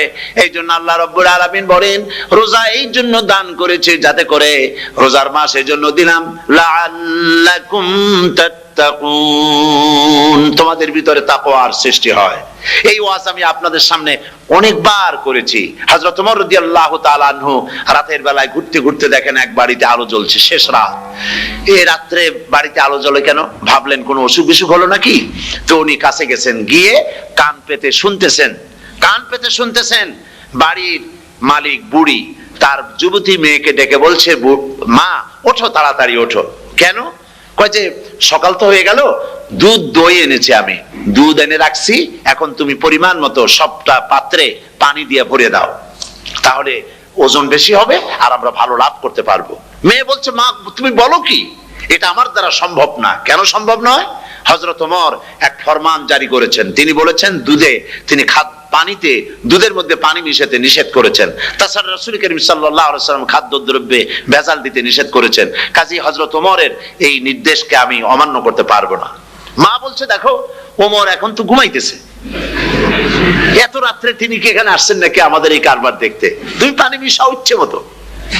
মেয়ে বলছে, মা হযরত ওমর ঘুমাতে পারেন, তার পুলিশেরা, তার গোয়েন্দা বিভাগের লোকেরা ঘুমাতে পারেন, হযরত ওমরের চোখকে ফাঁকি দেওয়া যাবে, হযরত ওমরের পুলিশকে ফাঁকি দেওয়া যেতে পারে, কিন্তু আল্লাহ রাব্বুল আলামিনের চোখকে ফাঁকি দেওয়া যাবে না। আমার পক্ষে সম্ভব নয় আমি দুধে পানি মিশাতে পারবো না। হযরত ওমর রাদিয়াল্লাহু তাআলা চলে গেলেন, গিয়ে তার ছেলেকে ডেকে বললেন, ছেলে আমি তো এখন বুড়া হয়ে গেছি, আমার বিয়ের বয়স নাই, আমি একটা মেয়ের খোঁজ নিয়ে আসছি, যদি আমার বয়স থাকতো এই মেয়েটার আমি বিয়ে করতাম। সুবহানাল্লাহ, সুবহানাল্লাহ। তো এই মেয়েটা তুমি খোঁজ নাও, যদি বিয়ে না হয়ে থাকে তুমি প্রস্তাব দাও বিবাহের। কি সৌন্দর্য তিনি দেখলেন মেয়েটার মধ্যে, স্বাস্থ্য, রূপ, যৌবন, কি দেখলেন? তাকওয়া। জোরে বলেন না, কি দেখলেন? তাকওয়া। এই তাকওয়া তিনি দেখলেন। এই তাকওয়ার উপরে ভিত্তি করে আমিরুল মুমিনিন, অর্ধেকটা পৃথিবীর প্রেসিডেন্ট, খলিফাতুল মুসলিমিন, আমিরুল মুমিনিন হযরত ওমর তার ছেলের জন্য পুত্রবধূ করে তাকে ঘরে নিয়ে আসলেন। সুবহানাল্লাহ। ফায়দা কি হলো? ফায়দা এই হলো, এই মেয়ের গর্ভে যে মেয়ে হলো, সেই মেয়ের গর্ভে যে মেয়ে হলো, সেই মেয়ের গর্ভে ফারুকে সানি হযরত ওমর ইবনে আব্দুল আজিজ রাহমাতুল্লাহ আলাইহির মতো ফারুকে সানি আল্লাহ দান করে দিলেন। সুবহানাল্লাহ ওয়া বিহামদি। এটার নাম হচ্ছে তাকওয়া। এই তাকওয়ার ব্যাপারে হযরত ওমর রাদিয়াল্লাহু তাআলা আনহু তিনি হযরত কাব বিন উবাই রাদিয়াল্লাহু তাআলা আনহুকে জিজ্ঞেস করেছিলেন যে তাকওয়ার একটা ব্যাখ্যা আপনি কি আমাকে বলতে পারেন, তাকওয়ার ব্যাখ্যাটা কি? তিনি বললেন, হ্যাঁ পারি। কি ব্যাখ্যা? তিনি বললেন যে দেখুন, তাকওয়ার ব্যাখ্যা হচ্ছে এই যে সংকীর্ণ একটি রাস্তা, সরু ন্যারো একটা রোড, এই ন্যারো রোডের দুই দিকে আছে কাঁটাযুক্ত লতা পাতা। এই কাঁটাযুক্ত লতা পাতার মধ্য দিয়ে এই সরু রাস্তা দিয়ে আপনি যখন যাবেন তো কিভাবে যাবেন? হযরত ওমর বললেন, আমার জামা কাপড় এইভাবে খুব আটোসাটো করে আমরা যাব, যাতে করে গায়ের চামড়াও না ছেড়ে আমার জামাও যাতে না ছিঁড়ে যায়। হযরতে কাব বিন উবাই রাদিয়াল্লাহু তাআলা আনহু বলছেন, এটার নামই হচ্ছে তাকওয়া। এটার নাম কি? তাকওয়া। এটার নাম হচ্ছে তাকওয়া। দুনিয়ার অসংখ্য পাপের ভেতর থেকে আপনি চলে যাবেন, পাপ যেন আপনাকে স্পর্শ করতে না পারে। এটার নাম তাকওয়া। বাইন মাছ নিশ্চয়ই খেয়েছেন আপনারা, না লন্ডনে পাওয়া যায় না? পাওয়া যায়। এই বাইন মাছ যারা খেয়েছেন আপনারা, আমি জানি না আপনারা জানেন কিনা, বাইন মাছ কোথায় থাকে? পানিতে থাকে না কাদায় থাকে? মাশাআল্লাহ, বাইন মাছ থাকে কাদার মধ্যে। কিন্তু এই বাইন মাছ যারা ধরেছে তাদের মুখে শুনেছি আমি যে বাইন মাছ থাকে কাদায়, ওকে যখন ধরে টেনে বের করায় কাদার মধ্য থেকে এক ফোঁটা কাদা ওর গায়ে নাই। এই কলুষিত সমাজ, পাপে ভরপুর, গ্রেট ব্রিটেন, আমেরিকা, পাশ্চাত্য, আমাদের দেশ, সর্বত্র পাপ আর পাপ। এই পাপের মধ্যে বাইন মাছ শুধু খাইয়েন না, ওর কাছ থেকে শিক্ষাও গ্রহণ করেন। ও যেমন কাদার মধ্যে থাকে, কাদা ওর গায়ে লাগে না, আপনিও এই সমাজের মধ্যে আপনি আপনার কাজ চালিয়ে যান, পাপ যেন আপনাকে স্পর্শ না করে। আল্লাহ যেন পাপের থেকে আমাদের বাঁচান। আমরা বলি আমিন, সবাই বলেন আমিন। এটার নাম হচ্ছে তাকওয়া। আর তাকওয়া লম্বা জামায় তাকওয়া হয় না, লম্বা দাড়িতে তাকওয়া হয় না, পাগড়ি একটা বানলেই তাকওয়া হয় না। রাসূলুল্লাহ সাল্লাল্লাহু আলাইহি ওয়াসাল্লাম বলছেন তাকওয়া হা হুনা, হা হুনা, হা হুনা, তিনবার বলেছেন, বুকের দিকে দেখায় বলেছেন তাকওয়া হা হুনা। তাকওয়া হচ্ছে এখানে। এর অর্থ এই নয় যে আমি দাড়িকে আমি ছোট করে দেখছি, জামাকে ছোট করে দেখছি, তা নয়। কিন্তু বলছি যে তাকওয়াটা হচ্ছে অন্তরের ভেতরে। এই অন্তরের ভেতর থেকেই এটার বহির প্রকাশ হতে হবে, আপনার কথায়, আপনার বলায়, আপনার ওঠায়, আপনার বসায়, আপনার চালচলনে, আপনার বিয়ে শাদীতে, আপনার ব্যবসা বাণিজ্যের সর্বত্র তাকওয়ার ছাপ প্রদর্শিত হতে হবে। তাহলেই আমার মধ্যে তাকওয়া এসেছে বলে প্রমাণ হবে। আর এটাই আল্লাহ পাক চান, রমজান মোবারকে তোমাদের মধ্যে তাকওয়া সৃষ্টি হোক। রোজা সম্পর্কে এই কথাগুলি আমি বলে নিলাম। প্রথম 10 দিন শুধু রহমত নাজিল হবে, দ্বিতীয় 10 দিনে আল্লাহ পাক শুধু মাফ করতে থাকবেন, আর তৃতীয় 10 দিনে আল্লাহ পাক জাহান্নাম থেকে মুক্ত করে দিবেন। সুবহানাল্লাহ।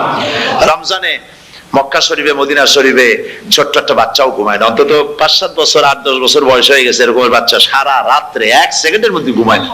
সমস্ত লোক জাগে, ফজরের নামাজ পড়তে থেকে ঘুমায়, সব সমানে 2 হাতে নেকি কামাই করে। নেকি কামাইয়ের মৌসুমে বাহার।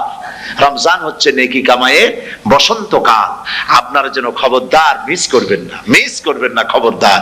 এই মাসটা পুরাপুরি কাজে লাগাবার জন্য মায়েরা, আমার মায়েরা, বোনেরা, মেহেরবানি করে এই মাসটা কাজে লাগাবেন। গীবত গাইবেন না, রাগারাগি করবেন না, ঝগড়াঝাটি করবেন না, মিথ্যা কথা বলবেন না, তেলাওয়াত, জিকির, আজগার। আর পুরুষেরাও এই জিকির আজগারের মধ্যে, মানুষকে ভালো কাজের আদেশ করার মধ্যে যা আজকে আল্লাহ আমার দিয়ে বলাইলেন, এই কাজগুলি আমি এবং আপনারা সবাই যেন আমল করতে পারি। আল্লাহ তৌফিক দান করুন। আপনারা এই মোনাজাতের পরে যে যে এলাকায় গিয়ে জামাতে এশার নামাজটা আদায় করবেন, এখানে নামাজের কোনো ব্যবস্থা করা যায় নাই বলে আমরা দুঃখ প্রকাশ করছি। পাশে যেখানে মসজিদ পান জামাতে এশার নামাজটা খবরদার আদায় করে নেবেন, নামাজ ছেড়ে দেবেন না, 5 ওয়াক্ত নামাজ সঠিকভাবে আদায় করবেন। আর মদের ব্যবসা যাদের আছে মদের ব্যবসা ছেড়ে দিবেন। আর মদের চাকরি যারা করেন সেখান থেকে এই চাকরি উঠাইয়া কোনো ভালো জায়গায় চাকরি করার জন্য চেষ্টা করবেন। জেনা, ব্যভিচার, নাচ গান ইত্যাদি, তাস পাশা, জুয়া, অন্যায় কাজে যাব না। আল্লাহ যেন কবুল করেন, বলেন আমিন। বলেন সবাই আমিন। এটাই কাজ। শিরক এবং বেদাতের বাড়ির কাছেও আমরা কেউ যাব না। এই তওবা করে খাঁটি মুসলমান হইতে হবে। আমরা কতদিন বাঁচবো জানি না, আল্লাহ পাক যেন আমাদেরকে ঈমানের সাথে রাখেন। যাদের মুখে দাড়ি নাই আল্লাহ পাক তাদের মুখে দাড়ি লাগায় দিক, বলি আমিন। আপনারা চেষ্টা করেন রসুলের এই সুন্নতটা আমল করার জন্য। যেহেতু আমরা মারা যাব, চিরদিন বাঁচবো না, তো আল্লাহ রসুলের কাছে কেমনে আমরা আমাদের চেহারা দেখাবো? জামায়, দাড়িতে, টুপিতে, পর্দায়, মেয়ে লোকদের পর্দা করার মধ্যে সবটার মধ্যে রাসূলুল্লাহর সুন্নত যেন আমরা আমল করতে পারি। আল্লাহ যেন তৌফিক দেন। হুজুর বলেছেন, হুজুর তো কোনো কলেজে পড়েন নাই। কি বলেন, কলেজে পড়েছেন? কোন কলেজে মাদ্রাসায় পড়াশোনা করেন নাই, অথচ আল্লাহর নবী বলেছেন ইন্নামা বুইস্তু মুআল্লিমান, আমি শিক্ষক হিসাবে দুনিয়ার বুকে প্রেরিত হয়েছি। লেখাপড়া কোথাও করেন নাই, অথচ হুজুর বলছেন আমি শিক্ষক। অর্থাৎ গোটা পৃথিবীর সর্বকালে সর্বযুগের মহান শিক্ষক হচ্ছেন মুহাম্মদ রাসূলুল্লাহ সাল্লাল্লাহু আলাইহি ওয়াসাল্লাম। শিক্ষা তার মধ্যে পরিপূর্ণ ছিল, আল্লাহ তাকে শিখিয়েছেন, সব কথা তিনি বলেছেন, জ্ঞানের কোনো অভাব তার কাছে ছিল না। তবে হ্যাঁ, অনেকে বলে যে মুহাম্মদ সাল্লাল্লাহু আলাইহি ওয়াসাল্লাম হচ্ছেন সেই পুরানা মধ্যযুগীয় ব্যাপার স্যাপার। ওই মধ্যযুগীয় কোনো কথা আজকের যুগে চলতে পারে না, এটা হলো জ্ঞান বিজ্ঞানের যুগ। আমরা কিছু মঙ্গল গ্রহে যাব করতেছি, চাঁদ দখল করে ফেলেছি সেই কবে, চাঁদে পতাকা উড়ায় ফেলেছি, বাড়ি ঘর বানাবার জন্য ইট, সিমেন্ট, রড সবকিছু পাঠাবার ব্যবস্থা হচ্ছে চাঁদে। আর মঙ্গল গ্রহে তো আমরা যাব করছি। মুহাম্মদ সাল্লাল্লাহু আলাইহি ওয়াসাল্লাম কি চাঁদে নেমেছেন কখনো? এগুলি বেকুবদের প্রশ্ন। কাদের প্রশ্ন? বেকুবদের প্রশ্ন। আর মিয়া, তোমার বিজ্ঞান তো গেছে শুধু চাঁদে। চাঁদ কত দূর? মাত্র 2,32,000 মাইল দূরে। চাঁদ মাত্র 2,32,000 মাইল দূরে একটি উপগ্রহ মাত্র। পৃথিবীর সবচাইতে নিকটতম প্রতিবেশী, নিকটতম উপগ্রহ হচ্ছে চাঁদ। দৃষ্টান্ত দিতে গিয়ে আমি ওই ছোট্ট স্টোরিটি বুঝাবার জন্য মানুষের সামনে বলি।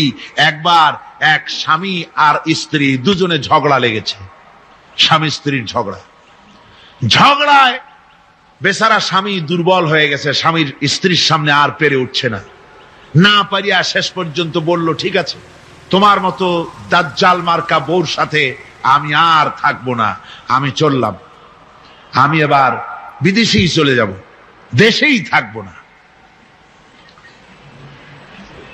স্ত্রী কিছু বলতেছে না। স্বামী দেখে যে সন্ধ্যা পর্যন্ত স্ত্রী তাকে সাধেও না, মহা সমস্যা। বলেও বেচারা মুসিবতে পড়েছে, প্রেস্টিজ কনসার্ন হয়েছে, ইজ্জতের ব্যাপার। শেষ পর্যন্ত জায়নামাজ, বালিশ টালিশ পেছাইয়া বিদেশের উদ্দেশ্যে নিজেকে তৈরি করে বারান্দায় নেমে বলল যে মাগরিবের রক্ত যখন হয়েই গেল, মাগরিবটা পড়ে নেই। মাগরিব পড়েছে, দোয়া তাসবিহ ইত্যাদি পড়ছে, দেখেনি স্ত্রীর পক্ষ থেকে কোনো কি দাওয়াত আসে যে আপনার যাইয়া কাম নাই। তো স্ত্রী বেচারিও বুঝে ফেলেছে তার স্বামীর দৌরত্ব কত দূর, সেই জন্য সেও আর কিছু ক্ষয় টয় না। এশা রক্ত যখন হয়ে গেছে তখন বিড়বিড় করে স্বামী বেচারা বলছে, মানুষ নাকাউয়ার জাত, সন্ধ্যার আগে ছিলাম কোথায় আর এখন আসলাম কোথায়। বউ ঘরে বসে কয় যে বুঝছি, আর যাওয়া লাগবে না বিদেশে। ঘরের থেকে বারান্দায় নামি তুমি বলো মানুষ না কাউয়ের জাত, সন্ধ্যায় ছিলা কোথায়, এখন নামছো কোথায়। তোমার আর বিদেশে যায় কাম নাই, তুমি ঘরে এসে মশারির মধ্যে ঢোকো। বুঝলেন? তো পৃথিবী থেকে মাত্র 2,32,000 মাইল দূরে চাঁদ, সেই চাঁদে অবতরণ করে বলছে মুহাম্মদ সাল্লাল্লাহু আলাইহি ওয়াসাল্লাম কি চাঁদে গেছে? আরে বেকুব, 2,32,000 মাইল দূরের চাঁদ নয়, 9,30,00,000 মাইল দূরের সূর্য নয়, কোটি কোটি সহস্র কোটি মাইল দূরের গ্যালাক্সি নয়, মিল্কি ওয়ে নয়, সমস্ত তারকারাজি, গ্রহ পুঞ্জ সব কিছুকে পেরিয়ে গিয়ে 7 আকাশ ফুঁড়ে মুহাম্মদ সাল্লাল্লাহু আলাইহি সাল্লাম আরশে আজিম ভ্রমণ করেছেন, যা পৃথিবীর কোন বিজ্ঞানের পক্ষে সম্ভব নয়। সুতরাং মুহাম্মদ সাল্লাল্লাহু আলাইহি সাল্লাম সর্বকালের, সর্বযুগের সব ব্যাপারে শ্রেষ্ঠ মহান ব্যক্তিত্ব। এরপরে আল্লাহ রাব্বুল আলামিন বলছেন, وَخَلَقْنَاكُمْ أَزْوَاجًا, আমি তোমাদের নারী এবং পুরুষের জোড়া পয়দা করেছি।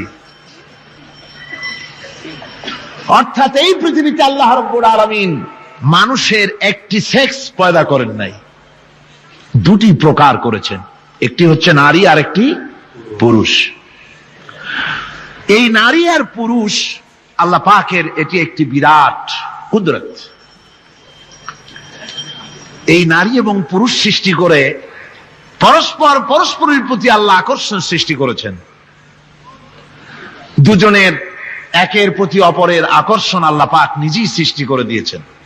ওয়ামিন আয়াতিহি আন খালাকা লাকুম মিন আনফুসিকুম আজওয়াজান লিতাসকুনু ইলাইহা ওয়াজআলা বাইনাকুম মাওয়াদ্দাতাও ওয়া রাহমা। আমার অনেক নিদর্শনাবলীর মধ্যে এটিও একটি নিদর্শন যে আমি তোমাদের থেকে তোমাদের স্ত্রীদেরকে তোমাদের জোড়া পয়দা করেছি। আর কি করেছি, কেন করেছি? লিতাসকুনু ইলাইহা, যাতে করে তোমরা পরস্পরের কাছ থেকে শান্তি, প্রীতি, প্রেম, ভালোবাসা, মহব্বত লাভ করতে পারো। এটা আমার নিদর্শন একটি। কিরকম নিদর্শন? ভিন্ন পরিবেশে লালিতা পালিতা একটি মেয়ে ভিন্ন পরিবেশে লালিত পালিত একটি পুরুষের সঙ্গে যখন বিবাহ হয়ে যায়, আল্লাহ রাব্বুল আলামিন বলেন, আমি তখন একের প্রতি অপরের মহব্বত আর ভালোবাসা আমি আল্লাহ তৈরি করে দেই। ওই মেয়েটি জানার কথা না, মেয়েটির বাড়ি হচ্ছে লংলা, শ্রীমঙ্গল, বিয়ে হয়েছে দিনাজপুর। দিনাজপুরের লোকেরা বোয়াল মাছ খায় না, কিন্তু এখানের লোকেরা বোয়াল মাছ খুব পছন্দ করে। কথা বুঝতে পেরেছে? এখানে কথাবার্তা এক রকমের, সেখানের কথাবার্তা আর এক রকমের। এই দুইটা মিলাইয়া কিতে হয়েছে তো কিতে হয়েছে। কথা বুঝতে এখন উপায়টা কি? অথচ এই দুই স্বামী স্ত্রীর মধ্যে আল্লাহ পাক কি মহব্বত পয়দা করে দেন, একজন আরেকজনের জন্য জীবন দিতে প্রস্তুত হয়ে যায়। সুবহানাল্লাহ পড়েন। আল্লাহ রাব্বুল আলামিন বলেন, ওয়াজআলা বাইনাকুম মাওয়াদ্দাতান, প্রথমে তো ভালোবাসা সৃষ্টি করি, প্রেম সৃষ্টি করি। বিবাহ হওয়ার পর যে ভালোবাসা হয়, বিশেষ উদ্দেশ্যকে সামনে রেখে ওই ভালোবাসা হয়। এরপরে যখন বয়স বাড়তে থাকে, যখন বার্ধক্য আসে, তখন ওই ভালোবাসাটা আর থাকে না যেটা ছিল প্রথম। সেটা আমি ওয়াজআলা বাইনাকুম মাওয়াদ্দাতান ওয়া রাহমা, মাওয়াদ্দা তখন রহমতে পরিণত হয়ে যায়। প্রথমে থাকে একটা প্রেম কেন্দ্রিক ভালোবাসা। পরবর্তী সময় যখন স্বামী বুড়ো হয়ে যায় আর স্ত্রী যখন বুড়ি হয়, তখন আল্লাহ পাক বলেন, আমি উভয়ের মধ্যে সহৃদয়তা, করুণার সৃষ্টি করে দেই। পরস্পরের প্রতি আকর্ষণ তখন আরো বাড়িয়ে দেই। একজন আরেকজন ছাড়া চলে না, বুড়ার বুড়ি ছাড়া উপায় থাকে না। ঘরের মধ্যে ফ্রিজ আছে, কালার টিভি আছে, তারপরে সুন্দর বিছানাপত্র আছে, কোন জিনিসের অভাব নাই বুড়া। হঠাৎ করে বুড়ি একদিন মারা গেল, বুড়ায় কয়, আমি গৃহশূন্য হয়ে গেছি। সব আছে, তারপরেও যে গৃহশূন্য হয়ে গেছি, তার মানে গৃহের প্রাণটাই চলে গেছে। বুড়া বয়সে সন্তান খোঁজ খবর নেয় না, সন্তানের বউ খোঁজ খবর নেয় না। বুড়ার গরম পানিটা, উজুর পানিটা, তার খাবারটা, তার পানটা, তার যা প্রয়োজন বুড়ি সব এগিয়ে নিয়ে আসে। আর বুড়াও বুড়ির জন্য তখন প্রথম জীবনের চাইতে আরো বেশি মহব্বত বাড়ে, বুড়ির দিকে খোঁজ খবর আরো বেশি করে নেয়। ঠিক কিনা কন? বুঝবেন যারা বুড়া আর বুড়ি আছেন। আল্লাহ পাক বলেন, এটা আমি করি। কে বলছেন এ কথা? আল্লাহ পাক বলছেন, আমি করি। এ মহব্বত আল্লাহর দান। দেখুন, রাসূল করিম সাল্লাল্লাহু আলাইহি ওয়াসাল্লামের ঘরে দৌলত ছিল না, কিন্তু মহব্বত দিয়ে ঘরটা ভরা ছিল। সুবহানাল্লাহ বিহামদি। দৌলত ছিল না, মহব্বত দিয়ে ভরা ছিল। হযরত আয়েশা সিদ্দিকা রাদিয়াল্লাহু তাআলা আনহা বলেছেন, আমি গ্লাসে পানি পান করে রেখে দেওয়ার পর রাসূলুল্লাহ গ্লাসটা হাতে নিয়ে আমি যেখানে ঠোঁট লাগিয়ে পানি পান করেছি, আল্লাহ নবী ওইখানেই ঠোঁট লাগায় পানি পান করতেন। মুহাব্বত। হযরত আয়েশা বলেন, আমি গোশত খেয়ে হাড্ডি খেয়ে হাতে ধরে রেখেছি, খাবো বা রাখবো, আল্লাহ নবী তখন আমার হাতের থেকে গোশত বা হাড্ডিটা আমার হাত থেকে নিয়ে আমি গোশতের যে অংশে কামড় দিয়েছি রাসূলুল্লাহ সেখানে মুখ লাগিয়ে খেতেন। দৌলত ছিল না হুজুরের ঘরে এক ফোঁটাও, কিন্তু মোহব্বত ছিল ঘরটা ভরা। হযরত আয়েশা বলেছেন, রাসূলুল্লাহ কাজ করে কষ্ট করে ঘরের ভিতরে ফিরে যখন দেখেছেন রান্না বান্না সারা হয় নাই, হুজুর ক্ষুধার্ত অথচ আমার রান্না শেষ হয় নাই, নবীজি রাগ করেন নাই, অসন্তুষ্ট হন নাই, ভুরু কুঞ্চিত করেন নাই, চোখ গরম করেন নাই, বরং আমার কাছে বসে রান্না বান্নায় আমাকে আল্লাহর নবী বিশ্ব নবী মুহাম্মদ রাসূলুল্লাহ সাল্লাল্লাহু আলাইহি ওয়াসাল্লাম আমাকে সহযোগিতা করেছেন। স্বামী স্ত্রীর ভালোবাসা হচ্ছে স্বর্গীয় নিয়ামত, জান্নাতের নিয়ামত। সুবহানাল্লাহ পড়েন। যেই ঘরে স্বামী আর স্ত্রীর মধ্যে সাপ আর বেজির সম্পর্ক, দাঁড় কুমড়োর সম্পর্ক, এই ঘরটা যতই বিদেশি আধুনিক সৌন্দর্যের উপকরণাদি দিয়ে ভরপুর থাকুক না কেন, এই ঘরটা, এই বিল্ডিংটা জাহান্নামের টুকরা, ঠিক না? আর স্বামী স্ত্রীর যদি ভালোবাসা থাকে তাহলে ঘরটা যদি কুড়ে ঘর হয় তারপরেও সে ঘরটা হচ্ছে একটা জান্নাতের টুকরা। অনেক স্ত্রী আছে স্বামীর সাথে মহব্বত নাই, উল্টাপাল্টা কারবার। ওই রকম এক স্বামীর কাছে খবর আসছে যে আপনি তো এই গ্রামের মাতবাড়ি করেন, বিচার আচার করতেছেন, আপনার বউ তো গোসল করতে গিয়ে পড়ে গেছে নদীর মধ্যে। তো লোকটা দৌড় দিয়েছে, দৌড়ে গেছে, যায় কয় যে কোন জায়গায় পড়ছে, কয় যে এইখানে পড়ছে। লোকটা তখন জোয়ারের পানি যাচ্ছিল এইদিকে, লোকটা দৌড় দিছে উল্টা দিকে। লোকেরা কয় যে মিয়া তোমার বউ পড়েছে এইখান থেকে, জোয়ারের পানি এদিকে যায়, তুমি উল্টা দৌড়াও কেন? মাতবার বলছে যে দেখো, এটা হচ্ছে আমাদের ইন্টারনাল অ্যাফেয়ার্স, এটা বুঝবা না। এই স্ত্রী সারাটি জীবন আমার উল্টা চলেছে। আমি যদি বলেছি 100, সে বলেছে 335। আমি যদি বলেছি এখন দিনের 12টা, সে বলেছে এখন রাত 3টা 35 মিনিট। সম্পূর্ণ উল্টা সারা জীবন যে চলেছে। সে যে নদীতে পড়ে জোয়ারে গেছে আমি তা বিশ্বাস করি না, উল্টাই গেছে। এই রকমের এক শ্রেণী আছে, স্বামী উল্টা থাকে, স্ত্রী উল্টা থাকে, এরকমও হয়।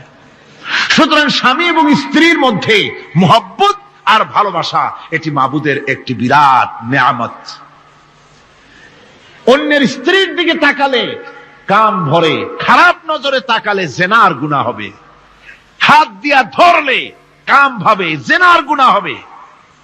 কিন্তু কোন স্বামী যদি তার স্ত্রীর দিকে প্রেম ভরে ভালোবাসা ভরে তাকায় আর স্ত্রীর হাতকে প্রেম আর ভালোবাসার সাথে যদি স্ত্রীর হস্ত ধারণ করে, কিতাবে এসেছে স্বামী এবং স্ত্রীর উভয়ের সগীরা গুনাহ আল্লাহ রাব্বুল আলামিন মাফ করে দেন। আল্লাহ পাক বলছেন, আমি তোমাদের থেকে তোমাদের জোড়া, তোমাদের স্ত্রীদেরকে পয়দা করেছি এবং পরস্পর পরস্পরের প্রতি ভালোবাসা এবং মহব্বত সৃষ্টি করে দিয়েছি। আজকে কথা উঠেছে সমাজে, আজকে কথা উঠেছে নারীর অধিকার নিয়ে। বলা হচ্ছে ইসলাম নারীকে, নারীর অধিকার ক্ষুণ্ণ করেছে, বলে না? বলে কিনা বলেন? আমাদের দেশে এই জন্য নারী পক্ষ, নারী সমাজ, নারী আন্দোলন পরিষদ, তারপরে এরকম অনেক আন্দোলন তারা বানিয়েছে। আর পত্র পত্রিকায় নানান রকমের ইসলাম সম্পর্কে তারা লিখছে। একটা পত্রিকা আজকে সকালে আমাকে একজন দিল, তার মধ্যে লিখেছে, হাদিসের বরাত দিয়েছে, তার মধ্যে লিখছে যে রাসূলুল্লাহ বলেছেন পৃথিবীর সব কিছু হচ্ছে ভোগের সামগ্রী, সেই ভোগের মধ্যে উত্তম ভোগের সামগ্রী হচ্ছে নারী। নাউজুবিল্লাহি মিন যালিক, এমন কথা রাসূলুল্লাহ বলেন নাই। হাদিসের নাম দিয়া তারপরে হুজুর যা বলেন নাই সেই সব কথা বলে বলে নারীদেরকে ইসলামের প্রতি বীতশ্রদ্ধ করাবার জন্য চেষ্টা চালানো হচ্ছে। অথচ নারীদের ব্যাপারে মুহাম্মদ সাল্লাল্লাহু আলাইহি ওয়াসাল্লাম সবচাইতে উত্তম কথা বলেছেন। এত সুন্দর কথা পৃথিবীতে আর কেউ বলে নাই, আর কেউ বলে নাই। নারী আজ অধঃপাতিতা, নির্যাতিতা। এই নির্যাতন থেকে, অধঃপতন থেকে নারীকে কে রক্ষা করতে পারে? ইসলাম। জোরে বলেন, কে পারে? কেবলমাত্র ইসলাম পারে, আর কেউ পারে না। নারী যখন তাদেরকে মেয়ে হয়েছে শোনা মাত্র তার বাপ তাকে মাটির নিচে পুঁতে রাখত, আছাড় মেরে মেরে ফেলে দিত। যখন তাদেরকে কবর দিয়ে দিত জীবিত অবস্থায়, সেই সময় রাসূলুল্লাহ এসে নারীদের সম্মান দিলেন, মর্যাদা দিলেন। রাসূলুল্লাহ বললেন, আমার কাছে তিনটা জিনিস প্রিয়, একটি হচ্ছে নামাজ, একটি হচ্ছে সুগন্ধি, আর একটা হচ্ছে স্ত্রী। নারীর যখন কোনো মর্যাদা নাই, তখন নারীর মর্যাদা হুজুর দিলেন। যখন কন্যা সন্তান হওয়া আভিজাত্যের বিপরীত, কন্যা সন্তান হওয়া পুরুষের জন্য একটা অপমানকর। এখন আমাদের সমাজও আছে, স্ত্রী গর্ভবতী হয়েছে, বন্ধুদের কাছে বলে ফেলেছে আগেই, সন্তান হয়ে গেছে, কিন্তু কোনো খোঁজ খবর নাই। বন্ধুরা একদিন হঠাৎ জিজ্ঞেস করে, তোমার স্ত্রী গর্ভবতী হয়েছে? তারপরে তা তো অনেক দিনের কথা, কি হইল তা তো বললা না। কয় যে আশা তো করছিলাম হবে ছেলে, কিন্তু হয়েছে মেয়ে, সেই জন্য আর টেলিফোন করা, খবর দেওয়া জরুরত বোধ করিনি। আছে না এমন? আছে। আবার বারবার মেয়ে হয় বলে আমাদের দেশে তালাকের ঘটনা পর্যন্ত আছে। বারবার মেয়ে হয়, ছেলে হয় না মোটেও, তালাক দিয়ে দেয়। আচ্ছা, ওই মেয়েটারই, ওই স্ত্রীরই যদি এখানে হাত থাকে ছেলে বা মেয়ে হওয়ার ব্যাপারে, মানুষের যদি হাত থাকে, তাহলে দায়ী শুধু স্ত্রী হতে যাবে কেন? পুরুষ তুমিও তো দায়ী তাহলে। আসলে ছেলে এবং মেয়ে হওয়ার জন্য স্বামী এবং স্ত্রী কেউ দায়ী নয়। ব্যাপারটি আল্লাহ। ব্যাপারটি কার? আল্লাহ রাব্বুল আলামিন বলেছেন, আমি যাকে খুশি কন্যা দান করি, যাকে খুশি শুধু ছেলে দান করে, যাকে খুশি তারে ছেলেও দেই, মেয়েও দেই, আর যাকে খুশি আমি কিছুই দেই না। এ সবটাই আমার হাত। সুতরাং রাসূল পাক সাল্লাল্লাহু আলাইহি ওয়াসাল্লাম বলেছেন, খবরদার মেয়েদের বাপকে, মেয়ের বাপকে গালি দিও না। বারবার মেয়ে হয় বলে অনেকে মেয়ের বাপকে গালি দেয়, তাচ্ছিল্য করে, টিটকারি করে। হুজুর বলেছেন, মেয়ের বাপকে বিদ্রুপ করো না, গালি দিও না, যেহেতু আমি মুহাম্মদ সাল্লাল্লাহু আলাইহি ওয়াসাল্লাম মেয়েদের বাপ। রাসূল পাক সাল্লাল্লাহু আলাইহি ওয়াসাল্লাম বলেছেন, যে ঘরে একটা কন্যা সন্তান জন্মগ্রহণ করে, যে ঘরের ভিতরে একটি কন্যা সন্তান জন্মগ্রহণ করে, ওই ঘরের ভিতরে আল্লাহ রাব্বুল আলামিনের রহমতের ফেরেশতা ঢুকে সালাম দেয় আর বলে, আসসালামু আলাইকুম ইয়া আহলাল বাইত, হে ঘরের মালিকেরা, তোমাদের উপরে আল্লাহর রহমত বর্ষিত হোক। রহমতের ফেরেশতারা ঘরের ভিতরে প্রবেশ করে কন্যা সন্তানটির মাথার উপরে হাত বুলায় আর বলতে থাকে, এই দুর্বল দেহ একটি দুর্বল দেহের ভেতর থেকে বেরিয়ে এসেছে। এই কন্যা সন্তানটিকে যে লালন পালন করবে, আল্লাহ রাব্বুল আলামিন তাকে শান্তিতে রাখবেন। রাসূল পাক সাল্লাল্লাহু আলাইহি ওয়াসাল্লামের কাছে একজন এসে বলছি, ইয়া রাসূলুল্লাহ, আমার এক মেয়ে। হুজুর কয়, তোমার এক বেহেশত। আর একজন কয়, হুজুর আমার দুই মেয়ে। কয়, তোমার দুই বেহেশত। এরকম হাদিস আছে নাকি যে একজনে বললো আমার এক ছেলে, আর হুজুর বলছেন তোমার এক বেহেশত? আছে এমন? সুতরাং মেয়েকে কি মর্যাদা দিয়েছে ইসলাম। রাসূলুল্লাহ বললেন, যার তিনটি মেয়ে আছে আর ওই তিনটি মেয়েকে আদব শিক্ষা দিয়েছে, তারবিয়াত শিক্ষা দিয়েছে, দ্বীন শিক্ষা দিয়েছে, স্নেহ করে, স্নেহ দিয়ে লালন পালন করেছে, তারপরে সৎ পাত্রস্থ করেছে, ওই মেয়ের লালন পালনকারী মাতা পিতা আর আমি মুহাম্মদ সাল্লাল্লাহু আলাইহি ওয়াসাল্লাম কিয়ামতের দিন একই জান্নাতে পাশাপাশি অবস্থান করব। সুবহানাল্লাহ ওয়া বিহামদিহি। মেয়ের ব্যাপারে রাসূলুল্লাহ এত কথা বলেছেন, নারীদের ব্যাপারে এত কথা বলেছেন। হুজুর বলেছেন, তোমরা যখন সফরে যাবে, সফর থেকে আসার সময় আমরা অনেকে হাদিয়া তোহফা নিয়ে আসি, জামা কাপড়, মিষ্টি, চকলেট ইত্যাদি আমরা নিয়ে আসি, আনি না? কি বলেন, আনি না? আল্লাহর নবী বলেছেন, বাইরের থেকে, সফর থেকে, বাজার থেকে হাদিয়া তোহফা ঘরের জন্য জানবে, এনে যখন তোমরা তা দেওয়া শুরু করবে, সর্বপ্রথম মেয়ে থেকে দেওয়া শুরু করবে। মেয়েকে আগে দাও। হুজুর সাল্লাল্লাহু আলাইহি ওয়াসাল্লাম তার কলিজার টুকরা মেয়ে ফাতেমাকে মহব্বত করতেন, এত মহব্বত করতেন, কোন দিকে যাওয়ার আগে সকলের সঙ্গে দেখা করে শেষে দেখা করতেন হযরত ফাতেমার সঙ্গে। আবার সফর থেকে ফিরে এসে সর্বপ্রথম তিনি দেখা করতেন হযরত ফাতেমা রাদিয়াল্লাহু তাআলা আনহার সঙ্গে। করেন আমি যেন এই তাবুকের ময়দানে কাফেরদের বিরুদ্ধে লড়াই করে যেন শহীদ হয়ে যেতে পারি। মাল দিতে পারি নাই, কিন্তু আল্লাহর জন্য যেন আমার জীবনটা দিয়ে দিতে পারি। ও চট্টগ্রামের যুবকেরা, তরুণেরা, তোমাদের মতো 20 বছরের তরুণ হযরত আব্দুল্লাহ জুলবাজাদাইন শাহাদাতের তামান্না করে রিসালাতে মাহবের কাছে দাঁড়িয়েছে। হুজুর বললেন, একটা গাছের বাকল নিয়ে আসো। একজন একটা বাকল নিয়ে এলো। রাসূলুল্লাহ এই বাকলটা আব্দুল্লাহ জুলবাজাদাইনের হাতে লাগাই দিলেন। রাসূলুল্লাহ বললেন, আয় আল্লাহ, আমি আব্দুল্লাহর রক্ত কাফেরদের জন্য হারাম করে দিলাম। হযরত আব্দুল্লাহ বলছেন, ইয়া রাসূলুল্লাহ, আমি চাইছিলাম শহীদ হব, আর আপনি আমার রক্তটা হারাম করে দিলেন কাফেরদের জন্য। আল্লাহর নবী বলেন, আব্দুল্লাহ রে, কোনো চিন্তা করো না, তোমার মৃত্যু যদি জ্বরেও হয়, আল্লাহ রাব্বুল আলামিন তোমার শাহাদাতের দরজা দিয়ে দিবেন। তাবুকের প্রান্তরে চলে গেলেন। কয়েকদিন ওই তাবুকের ময়দানে থাকায় রাসূলের কাছে খবর এলো আব্দুল্লাহ মারাত্মক জ্বরে আক্রান্ত হয়ে ইন্তেকাল করেছেন। রাসূলুল্লাহ বললেন, আমি জানাজা পড়াবো। হযরতে আব্দুল্লাহর জানাজা হলো গভীর রাত। কবরের ভিতরে একজন দাঁড়ায়া লাশ ধরার জন্য একজন কবরের ভিতরে দাঁড়িয়েছে। দুইজন লোকে লাশ নিয়ে আসতেছে। হযরতে বেলাল আলো উঁচু করে দাঁড়ায় ধরে আছে। অন্ধকার রাত, কবরের ভিতরে একজন দাঁড়ানো, লাশ নিয়ে এসেছে দুজনে। কবরের ভিতরে যিনি দাঁড়ানো, তিনি বলছেন, এই লাশকে তোমাদের ভাইকে আদবের সাথে কবরে রাখো। কবরের মধ্যে যিনি দাঁড়ানো, তিনি আর কেউ নয়, বিশ্বনবী মুহাম্মদুর রাসূলুল্লাহ সাল্লাল্লাহু আলাইহি ওয়াসাল্লাম। হযরতে রাসূলুল্লাহ বলতেছেন, আবু বকর, ওমর, তোমাদের ভাইকে আদবের সাথে কবরে রাখো, খবরদার বেয়াদবি করো না। কবরের মধ্যে আল্লাহ নবী আব্দুল্লাহ জুলবাজাদাইনকে নিজ হাতে শোয়ায় দিয়া কবরের উপরে পাথর বিছিয়ে দিয়ে নবীজি বললেন, রব্বুল আলামিন, আজকের এই সন্ধ্যা পর্যন্ত আমি আব্দুল্লাহর প্রতি রাজি ছিলাম, তুমিও আব্দুল্লাহর প্রতি সন্তুষ্ট হয়ে যাও। হযরত ইবনে মাসউদ রাদিয়াল্লাহু তাআলা আনহু বলেন, আমি চিৎকার মেরে কেঁদে কেঁদে বললাম, আল্লাহ, আজকে যদি এই কবরে আব্দুল্লাহ না হয়ে আমি হতাম, আমার কিসমতটা ভালো হয়ে যেত।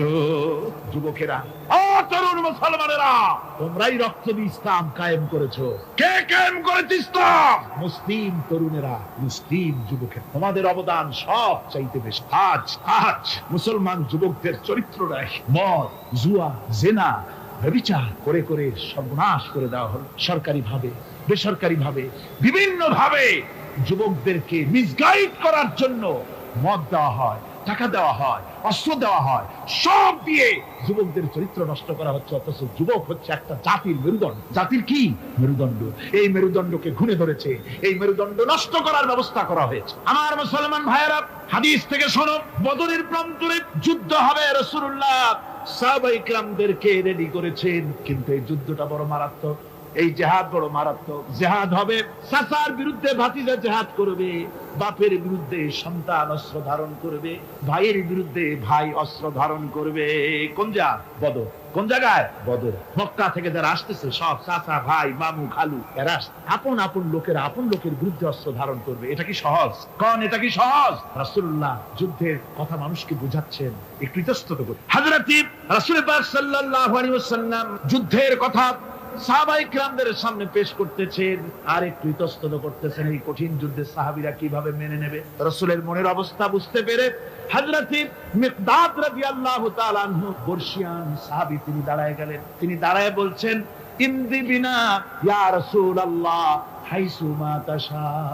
হে রাসূল, আপনি আমাদেরকে নিয়ে চলুন, আল্লাহ যেদিকে আপনাকে যেতে বলে, হাইসু মা তাশা, আয় হাইসু মা আমারাকাল্লাহ, যেদিকে আল্লাহ আপনাকে যেতে বলেন আমাদেরকে নিয়ে আপনি সেদিকে চলেন।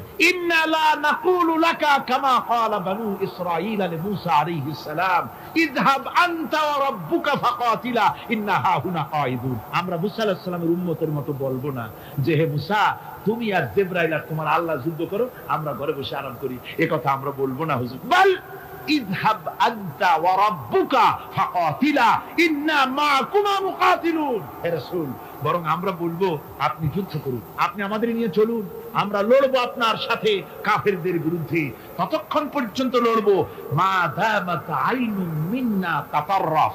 ও রাসূল, যতক্ষণ আমাদের চোখের একটা পাতাও নড়ে ততক্ষণ আপনার সাথে আমরা লড়বো। সুবহানাল্লাহ। মানে জীবন যতক্ষণ আছে আপনার সাথী হয়ে কাফেরদের বিরুদ্ধে লড়তে থাকবো। হুজুর খুব খুশি হয়ে গেল। হুজুর কি হলেন? দারুণ খুশি হয়ে গেল। আল্লাহর নবী খুশি হয়ে বললেন, ও সাহাবীরা, তোমাদের মানসিক অবস্থা যখন এই কুবু বিনা ইলা জান্নাতিন জান্নাতুন আরদুহা কারদিস সামাওয়াতি ওয়াল আরদ। ও সাহাবীরা, তোমাদের মানসিকতা যখন এমন, তখন আমার সাথে তোমরা দাঁড়াও, আমার সাথে ওঠো, আমার সাথে চলো জান্নাতের দিকে। রাসূলুল্লাহ বলেন, আমার সাথে চলো বেহেশত। কোন বেহেশত? এমন বেহেশত যে বেহেশতের বিশালতা আর প্রশস্ততা ওই বিশাল আকাশ আর জমিনের চাইতেও বেশি। এই বিরাট জান্নাতের দিকে চলো আমার সাথে। ফাকামা উমাইর বিন হামাম ওয়া কানা ইয়াকুলু তামা। যুবকেরা, তোমাদের মতো তরুণ, তোমাদের মতো এক যুবক যার নাম উমাইর, তিনি দাঁড়িয়ে গেলেন, হাতে ছিল খোরমা।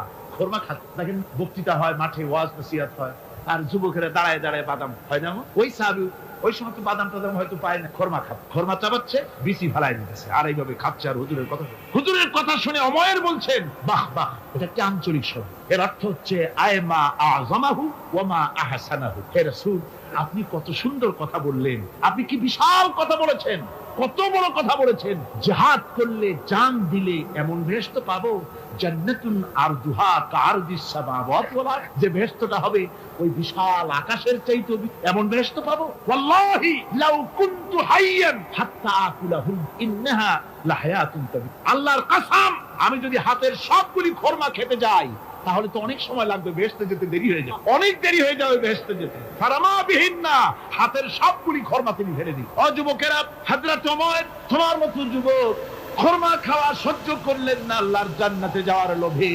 জান্নাতে যেতে দেরি হয়ে যাবে, আল্লাহর সঙ্গে দিদার করতে দেরি হয়ে যাবে, এই মনে করে হাতের খোরমাগুলি ফালাই দিলেন, জিহাদের ময়দানে ঝাঁপায়ে পড়লেন। হাদিস শরীফে এসেছে, উমাইর জিহাদ করে বেশ কিছু কাফেরদেরকে নিহত করে নিজেও শহীদ হয়ে গেলেন।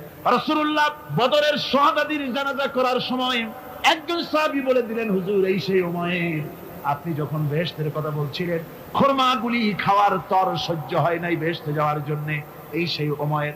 আল্লাহর নবী উমাইরের কাছে দাঁড়িয়ে আঙ্গুল দিয়ে তার শরীরের দিকে দেখায় বললেন, ইন্নাকা মিন আহলিহা।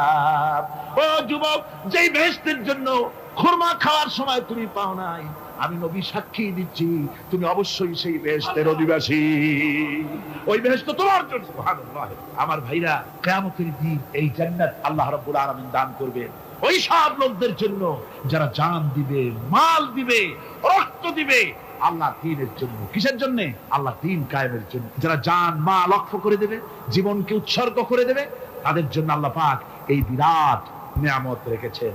তরুণদের বলতে চাই, যুবকদের বলতে চাই, আর বাতিলের পেছনে ঘুরো না, আর তোমার ওই সব নেতাদের পেছনে ঘুরো না যারা নিজেরাও নামাজ পড়ে না, তোমাকেও নামাজের কথা বলে। ওরা নিজেরা মিথ্যা কথা কয়, তোমরা টের পাও না? কি বলেন, টের পাওয়া যায় না? মারামারি করে নিজেরা আর বদনাম দেয় অপরের উপরে। চোখের সামনে যারা এরকম পারে, চোখের সামনে যারা এরকম পারে, তাহলে রাত দিন 24 ঘন্টা তাদের আমলটা কেমন? এদের পেছনে ঘুরে কোনো লাভ নাই। কোন লাভ আছে? হ্যাঁ, একটা লাভ আছে। সেই লাভটা হচ্ছে টাটকা কিছু সুখ পেতে পারে, কিছু মদের টাকা, কিছু হোটেলের টাকা, কিছু পরের মেয়ে নিয়ে ঘোরার টাকা, কিছু ভ্রমণের টাকা, কিছু অস্ত্রপাতি, ত্রাস সৃষ্টি করা। আর ত্রাস সৃষ্টি করবা, কয়টা অস্ত্রের মালিক হইছো? যুবক, তরুণ, বিপদগামী তরুণদের বলবো, সরকার অননুমোদিত অস্ত্র যাদের কাছে আছে, শুনে রাখ, এই অস্ত্র কাউকে ক্ষমা করে, এই অস্ত্র কাউকে ক্ষমা করে না। সাপ পোষার মতো, যে সাপ তুমি দুধ কলা দিয়ে পোষো, ওই সাপ তোমাকে আবার দংশন করবে।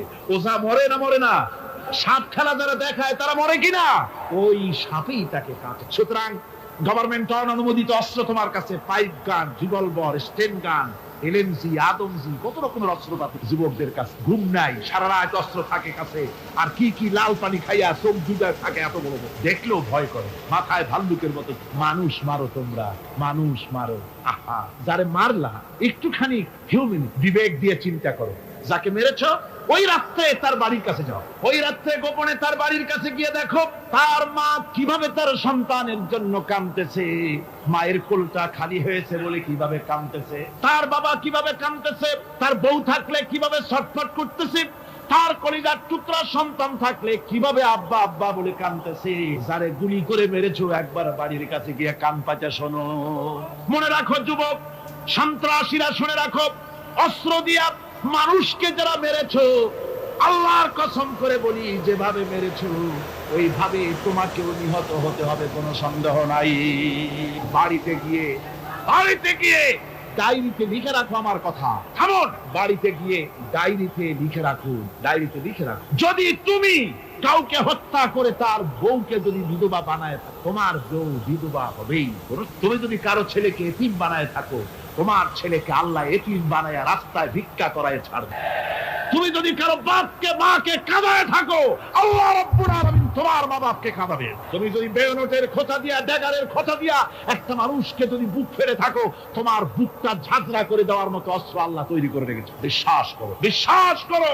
অননুমোদিত অস্ত্র থানায় জমা দিয়ে দাও, মসজিদে ঢোকো, নামাজ পড়ো, চরিত্রবান হয়ে যাও। তোমাদের প্রতি আমার উদাত্ত দাওয়াত, আমার বুক ভরা দরদ। তোমাদের বিরুদ্ধে আমাদের কোনো বিদ্বেষ নাই, হিংসা নাই, আছে কলিজা বড় দরদ। দেখতে পাচ্ছি জাহান্নামের দিকে যাচ্ছে। এই পথটা কোন দিকের পথ? যারা বলেন কোথার পথ? ওই নেতাদের পিছনে আর চলো না, তওবা করো। ওই নেতাদের পিছনে আর যাবে না যারা তোমাদেরকে টাকা দেয় আর অস্ত্র দেয়, যারা তোমাদেরকে মদ দেয় আর নারী দেয়, ওদের পিছনে আর চলবে না। ওয়াদা করো। যুবকরা কি পারবে ওয়াদা করতে? ওই সব নেতাদের পিছনে জীবনে আর যাবে না, ওয়াদা করতে পারো? হাত উঁচু করে দেখাও যুবকেরা।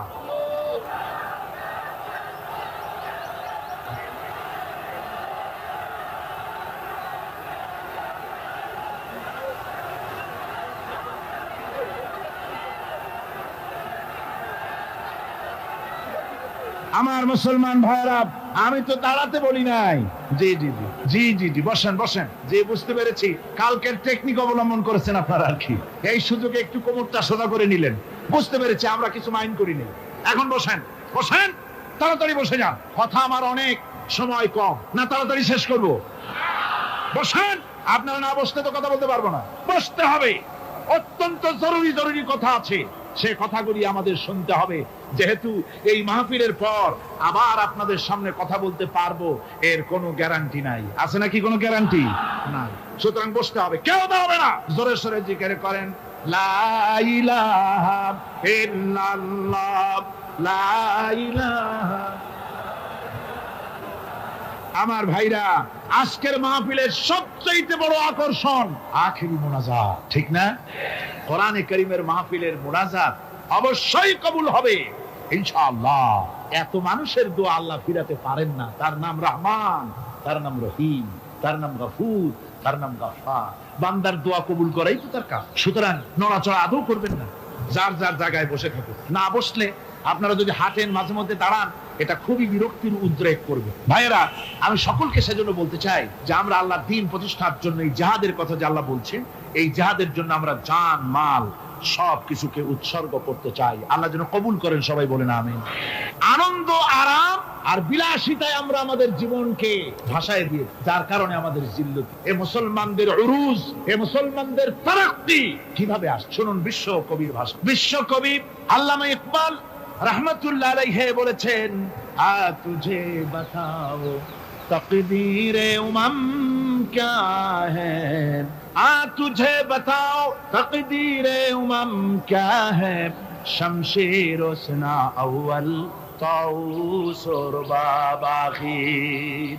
এসো, আমি তোমাকে এই জাতির উন্নতির কথা শোনাই। এই জাতির উন্নতি তখন হয় যখন এক হাতে থাকে কোরআন আর এক হাতে থাকে তরবারি, তখন হয় জাতির উন্নতি। আর এই জাতি যখন কোরআন আর তরবারি ছেড়ে দিয়ে যখন তানপুরা, বেহালা, সারিন্দা, নারিন্দা, গিটার, পিটা, সারেগামা, পাদানিসার পেছনে যখন লাগে, কপাল তখনই পড়ে।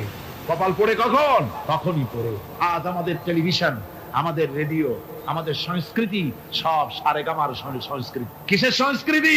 আগে তো মুসলমানের ঘরে প্রত্যেকদিন সকাল বেলায় আওয়াজ আসতো, মুসলমানদের ঘরে সকাল বেলায় মুসলমানদের ঘরে ঘরে জানালার ফাঁক দিয়ে আওয়াজ আসতো, বিসমিল্লাহির রহমান রহমানির রহিম। সূরা ইয়াসিন, সূরা রহমান ইত্যাদির তেলাওয়াত ভেসে আসতো, এখন আর তেলাওয়াত ভেসে আসে। এখন মুসলমানদের ঘরের থেকে সকালবেলায় আওয়াজ আসে সারেগামা, পাদানিসা, বাবা খালু, মামু নানা, হাবি জাবি, এই গানের ট্রেডিংগুলি, গানের শব্দগুলি চলে আসে। কোরআন শিখবার জন্য, শিখাবার জন্য ছেলের জন্য যে মৌলবী রাখে, সারা মাস পড়াবে, বেতন 300 টাকা। আর গানের মাস্টার যে গান শিখাবে, রবীন্দ্র সঙ্গীতের প্যানপ্যানানি সুর শিখাবে, নাচ শিখাবে, সপ্তাহে 2 দিন এসে 2 ঘন্টা শিখাবে, বেতন 3000। কপাল পোড়া জাতি। কি বড় জাতি? জাতি তার কপাল পুড়ে। কোরআনের সাথে তার সম্পর্ক কম, জিহাদের সাথে সম্পর্ক কম, সম্পর্ক হয়েছে গানের সাথে, সম্পর্ক নাটকের সাথে। তাই আজ আল্লাহর দ্বীন কায়েমের জন্য লড়াইয়ের ময়দানে আসতে হবে। বাংলাদেশে কিন্তু জিহাদের ডাক এসে গেছে। কিসের ডাক এসেছে? জিহাদের ডাক। এই জিহাদে সাড়া দিতে হবে। আমি আগেই বলেছি, ওই জিহাদ ওই রকম না যে লাঠি ঠ্যাঙ্গা নিয়ে যাবাই বলো। জিহাদ হচ্ছে বাতিলের বিরুদ্ধে। টেলিভিশনের ভিতরে নাটকের মাধ্যমে ইসলামকে অসম্মান করা হচ্ছে, মুসলমানদের দাড়িকে অসম্মানিত করা হচ্ছে, টুপিকে অসম্মানিত করা হচ্ছে, তারপরে সিনেমার ভিতরে গানের মধ্যে ইসলামকে অপমানিত করা হচ্ছে, যার কারণে এর বিরুদ্ধে জাতি সোচ্চার না হওয়ার কারণে আস্তে আস্তে মুসলমানদের ঈমান কমে যাচ্ছে। বাতিল শক্তিশালী হয়ে আক্রমণ করছে। আপনারা বলেন, ভারতের কি ক্ষমতা মসজিদ ভেঙে দেয়? এই পৃথিবী কি মুসলমান কম? জোরে বলেন, মুসলমান কম? তাহলে ভারতের বাবরি মসজিদ তারা ভাঙলো কি করে? সাহস পেল কোথা? সাহস পেয়েছে আমরা আমাদের ঐক্য বিনষ্ট করি, আমাদের ঐক্য ভেঙে ফেলেছি। আমরা একজন আর একজনকে গালি দেই, মুসলমান না বলে গালি দেওয়া হয়। পরস্পরের মহব্বত নাই, স্বীকৃতি নাই, শ্রদ্ধা নাই, ঐক্যবদ্ধ ভাবে আমরা নাই। আমরা আমাদের চরিত্র নাই, চরিত্র নষ্ট করেছি। ফলে তারা বুঝতে পেরেছে এই মুসলমান সেই মুসলমান নয় যারা জীবনের চাইতে মৃত্যুকে বেশি ভালোবাসতো, যাদের চরিত্র ছিল উন্নত। এরা সেই জাতিরা, এরা মিথ্যা কথা বলে, এরা জুয়া খেলে, এরা মদ খায়, এরা জেনা করে, এরা বদমাশি করে। এদের সেই চরিত্র নাই যেই চরিত্রের বলে আমাদের অপকর্মের মোকাবেলা করতে পারে। এই বিশ্বাস নিয়ে তারা তা বাবরি মসজিদের উপরে হামলা করে। বাবরি মসজিদ ভাঙলো। মসজিদের উপরে যখন শাবল মারা হচ্ছিল, কেবল নিউজ নেটওয়ার্কের মাধ্যমে আমরা এই দৃশ্য দেখেছি, টেলিভিশনের পর্দায় দেখেছি শাবল মারা হচ্ছে। তখন মনে হচ্ছিল শাবল তো মসজিদের উপরে পড়ছে না, শাবল যেন পড়ছে পৃথিবীর 125 কোটি মুসলমানের কলিজার উপরে। ভারত মসজিদ ভেঙে দিল। এরপরে এই মসজিদ ভাঙলো বিজেপি, শিবসেনা সহযোগিতা করলো ভারতের প্রধানমন্ত্রী নরপশুরাও। এই পৃথিবীর বর্তমান পৃথিবীর নিকৃষ্ট মানব সন্তান, জঘন্য শয়তান নরপশু। ওইটা নরসীমা নয়, ভারতের প্রধানমন্ত্রী মানুষ না, এটা একটি শয়তান। জোরে বলেন, এটা কি? পৃথিবীর ইতিহাসকে কলঙ্কিত করেছে। আজ পর্যন্ত পৃথিবীতে কোথাও মসজিদ ভাঙা হয়েছে কোন ইতিহাস। আর ভারতের বেয়াদব সরকার বাংলাদেশে যখন সংসদে ভারতীয় এজেন্টদের প্রতিবাদের মোকাবেলায় যখন ভারতের এই কাজের নিন্দা জানানো হলো, ভারতের বেয়াদব সরকার তখন বলছে বাংলাদেশের গতিবিধির উপরে আমরা কড়া নজর রাখছি। বেটা বেয়াদব, বাংলাদেশ কি তোমার ভুটান না সিকিম? বাংলাদেশের উপরে কড়া নজর রাখার অধিকার তোমার নাই। এই পৃথিবীতে বাংলাদেশের সবচাইতে বড় দুশ্মন ভারত। সবচাইতে বড় দুশ্মন কে?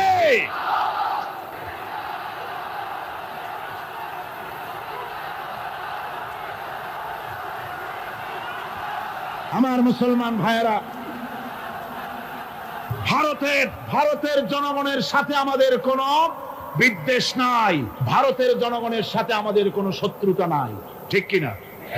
আমাদের দুশ্মনী নরপশুর সাথে। তুমি একটা সরকার, তোমার হাতে রয়েছে সেনাবাহিনী, তোমার সাথে বিএসএফ, তোমার হাতে ল্যান্ড ফোর্স, এয়ার ফোর্স, সব বাহিনী তোমার হাতে। মসজিদ ভাঙে চোখের সামনে, তোমার বাহিনীর লোকেরা অস্ত্র নিয়ে দাঁড়িয়ে থাকে, একটা ফাঁকা গুলিও করলো না। করছে একটা ফাঁকা গুলি?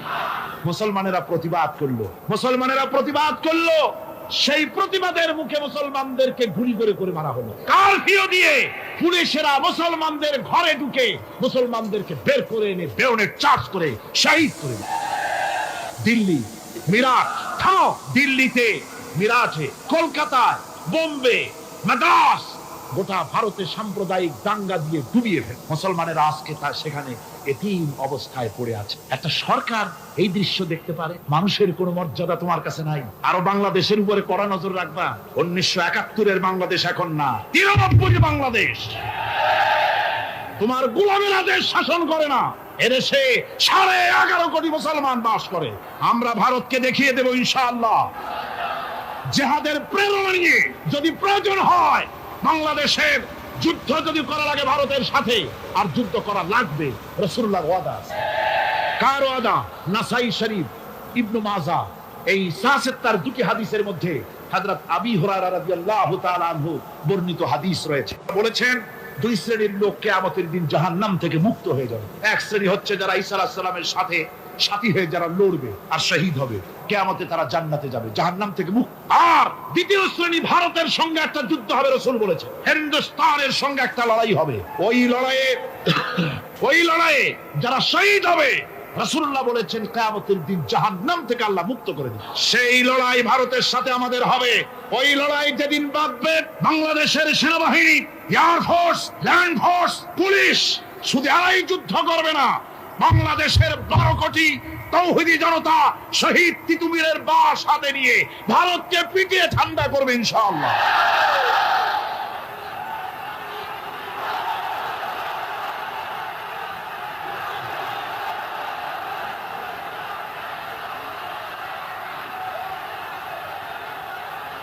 আমার দেশে ভারতের মসজিদ ভাঙার প্রতিবাদে আমাদের দেশে একটা হিন্দুও মরে নাই, কথা ঠিক কিনা কন? কিন্তু ভারতে ভেঙেছে তারা বাবরি মসজিদ। আমার দেশের 15 জন মুসলমান পুলিশের গুলিতে নিহত। আমার দেশে হিন্দু মরে নাই। তোমরা আমার দেশে, সেখানে আমার মুসলমান মেরে। হযরত আব্দুল্লাহ বিন ওমর রাদিয়াল্লাহু তাআলা আনহু বলছেন যে আমি রাসূলের সঙ্গে কাবা শরীফ তাওয়াফ করতেছিলাম। আমি বলতে শুনলাম রাসূল বলছেন, হে কাবা, তোমার কত মর্যাদা, তোমার কত সম্মান, তুমি কত মহান, তোমার কত ইজ্জত। তবে কাবা শুনে রেখো, আল্লাহ রাব্বুল আলামিনের একটা মুমিন বান্দার যে মর্যাদা, তোমার মর্যাদা যত হোক একটা মুমিনের চাইতে নিশ্চয়ই বেশি নয়। তোমরা মসজিদ ভেঙেছো আর আল্লাহর মুমিন বান্দাদেরকে ভেঙেছো। ভারত সরকার শুনে রাখো, মসজিদ ভাঙো নাই, তকদির ভেঙেছো। মসজিদ যেভাবে মসজিদের ইটগুলি টুকরা টুকরা হয়েছে, গোটা ভারত আজ হোক কাল হোক মসজিদের ইটের মতোই টুকরা টুকরা হয়ে যাবেই যাবে ইনশাআল্লাহ। তবে আমার দেশের মুসলমানদেরকে মনে রাখতে হবে, আমরা প্রতিশোধের নীতিতে বিশ্বাস করি না। ভারতের বাবরি মসজিদ ভাঙার ব্যাপারে বাংলাদেশের কোনো হিন্দু দায়ী নয়, কথা বুঝতে পেরেছি? আমরা একজনের অপরাধের শাস্তি আর একজনকে দেই না। বাংলাদেশের কোন হিন্দু ওই ঘটনার জন্য দায়ী নয়। আমাদের দেশে মন্দির 2-4টা ভেঙেছে, আমরা খবর, এই মন্দিরগুলি মুসলমানেরা ভাঙে। এই মন্দিরগুলি ভারতের এজেন্টদের উস্কানিতে হিন্দুরা নিজেরা ভেঙে, মুসলমানেরা ভাঙে। ভারতীয় দালালেরা বাংলাদেশের সারা পৃথিবীতে সাম্প্রদায়িক সম্প্রীতির ভাব মূর্তিকে ক্ষুণ্ণ করার জন্য এই কাজ তারা করেছে। নরসিংদীতে, আর মিয়া থামো না, নরসিংদীতে সেখানে দেখা গেছে গভীর রাত্রে কাপড়ের দোকানদার হিন্দু ঘরের সমস্ত কাপড় চোপড় সরাইয়া নিজের দোকানে আগুন দিতে গিয়েছে, পুলিশ তখন তার ভারতের 5-8 গোলামেরা হিন্দুদের দিয়ে এই কাজগুলি করাইছে। কোন মুসলমান মন্দির ভাঙে নাই। বাংলাদেশ গোটা বিশ্বের বুকে সাম্প্রদায়িক সম্প্রীতির সহস্র বছরের উজ্জ্বল দৃষ্টান্ত, আলহামদুলিল্লাহ। তার কারণ হচ্ছে আল্লাহর নবী বলেছেন সংখ্যালঘু মুসলিম এলাকায়, সংখ্যাগরিষ্ঠ মুসলিম এলাকায় সংখ্যালঘু অমুসলিম যারা, তারা হতেছে পবিত্র আমানত। ওই আমানতের কেউ যদি খেয়ানত করে, অর্থাৎ অমুসলিমদের উপরে যদি কেউ অত্যাচার করে, তাহলে আমি নবী মুহাম্মদুর রাসূলুল্লাহ সাল্লাল্লাহু আলাইহি ওয়াসাল্লাম কিয়ামতের দিন আল্লাহর দরবারে মুসলমানদের বিরুদ্ধে মামলা দায়ের করব। এই জন্য আমরা সবচাইতে পরধর্ম সহিষ্ণু জাত। আমার ভাইয়েরা ভালো করে মনে রাখুন, ভারতের বাবরি মসজিদ সহ এখন তারা আর অন্যান্য মসজিদও ভাঙবার প্ল্যান নিয়েছে, ভাঙতে। তাজমহল তো তারা ভাঙবে, অন্যান্য মসজিদও ভাঙবার পরিকল্পনা নেই। ওরা যদি মসজিদ একটা একটা ভাঙতে ভাঙতে, আল্লাহ না করুন, সবগুলিও যদি ভাঙে, বাংলাদেশের একটা মন্দিরকে আমরা ভাঙতে দেব না। এর নাম ইসলাম। এর নাম কি? ভারতের সাম্প্রদায়িক দাঙ্গা বাঁধিয়ে মুসলমান একটা একটা করে করে সব মুসলমানও যদি তারা মেরে ফেলে দেয়, আল্লাহর কসম বাংলাদেশের একটা অমুসলিমের গায়ে আমরা হাত দিতে দেব না। এর নাম ইসলাম। এর নাম কি? আপনারা যদি কখনো শোনেন যে কোন এলাকার কোন লোক মন্দির ভাঙতে যাচ্ছে অথবা হিন্দুর বাড়ি আক্রমণ করতে যাচ্ছে, সাথে সাথে তাকে ধরে থানায় সোপর্দ করবেন। রাজি আছেন? কারা রাজি? হাত উঁচু করে দেখান। আলহামদুলিল্লাহ, হাত নামান। এই সাম্প্রদায়িক সম্প্রীতি বাংলাদেশে অতীতে ছিল, এখনো থাকবে ইনশাআল্লাহ, ভবিষ্যতেও থাকবে ইনশাআল্লাহ। বলেন ইনশাআল্লাহ। আমাদের শত্রু, আমি বারবার বলছি, হিন্দুরা শত্রু নয়, শত্রু হচ্ছে ভারতীয় এজেন্ট যারা, ভারতের দালাল যারা, ওরা আমাদের, ঠিক কিনা? তারা বাংলাদেশের স্বপ্ন এখানে বসে দেখে, পত্রপত্রিকার মাধ্যমে, টিভির মাধ্যমে হাজারো প্রচেষ্টা তারা চালিয়ে যাচ্ছে ইসলামের বিরুদ্ধে। সুতরাং ইসলামকে জমিনে টিকিয়ে রাখার জন্য চাই সংগ্রাম। তাই আল্লাহ রাব্বুল আলামিন বলেছে, ওয়াতুজাহিদুনা ফি সাবিলিল্লাহি বিআমওয়ালিকুম ওয়া আনফুসিকুম যালিকুম খায়রুল লাকুম ইন কুনতুম তা'লামুন। আল্লাহ পাক বলেন, আমার রাস্তায় জিহাদ করো, জান দাও, মাল দাও, জান দাও, জিহাদ করো, এটাই হলো উত্তম কাজ। যদি তোমরা ইসলাম বুঝে থাকো, এটাই তোমাদের জন্য কল্যাণকর। আগে বলেছেন মালের কথা, পরে জানের কথা। আগে কোনটা? মাল, পরে জান। যেহেতু আমরা জানের চাইতে মালের মহব্বত করি বসি, ঠিক কিনা? তো মালের মহব্বত করি বেশি, আমরা কথায় কথায় বলি, আরে ভাই দরকার যদি হয় জানতে দিয়ে দিব, আর জান যদি দিয়েই দেন তো মালটা তো থেকেই গেল। এই জন্য আল্লাহ বলেছেন মাল আগে দাও, তারপরে জান দাও। আমরা খুব চালাক, আমরা জান দিতে প্রস্তুত, মাল দিতে প্রস্তুত নয়। একবার একটা লোক যাচ্ছে রাস্তা দিয়ে, সাথে তার প্রিয় কুকুর। কুকুরটা জিহ্বা বেরিয়ে গেছে, মরে যাচ্ছে। কুত্তার মালিক কাঁদতেছে। একজন লোক এসে বলে, ভাই তুমি কাঁদো কেন?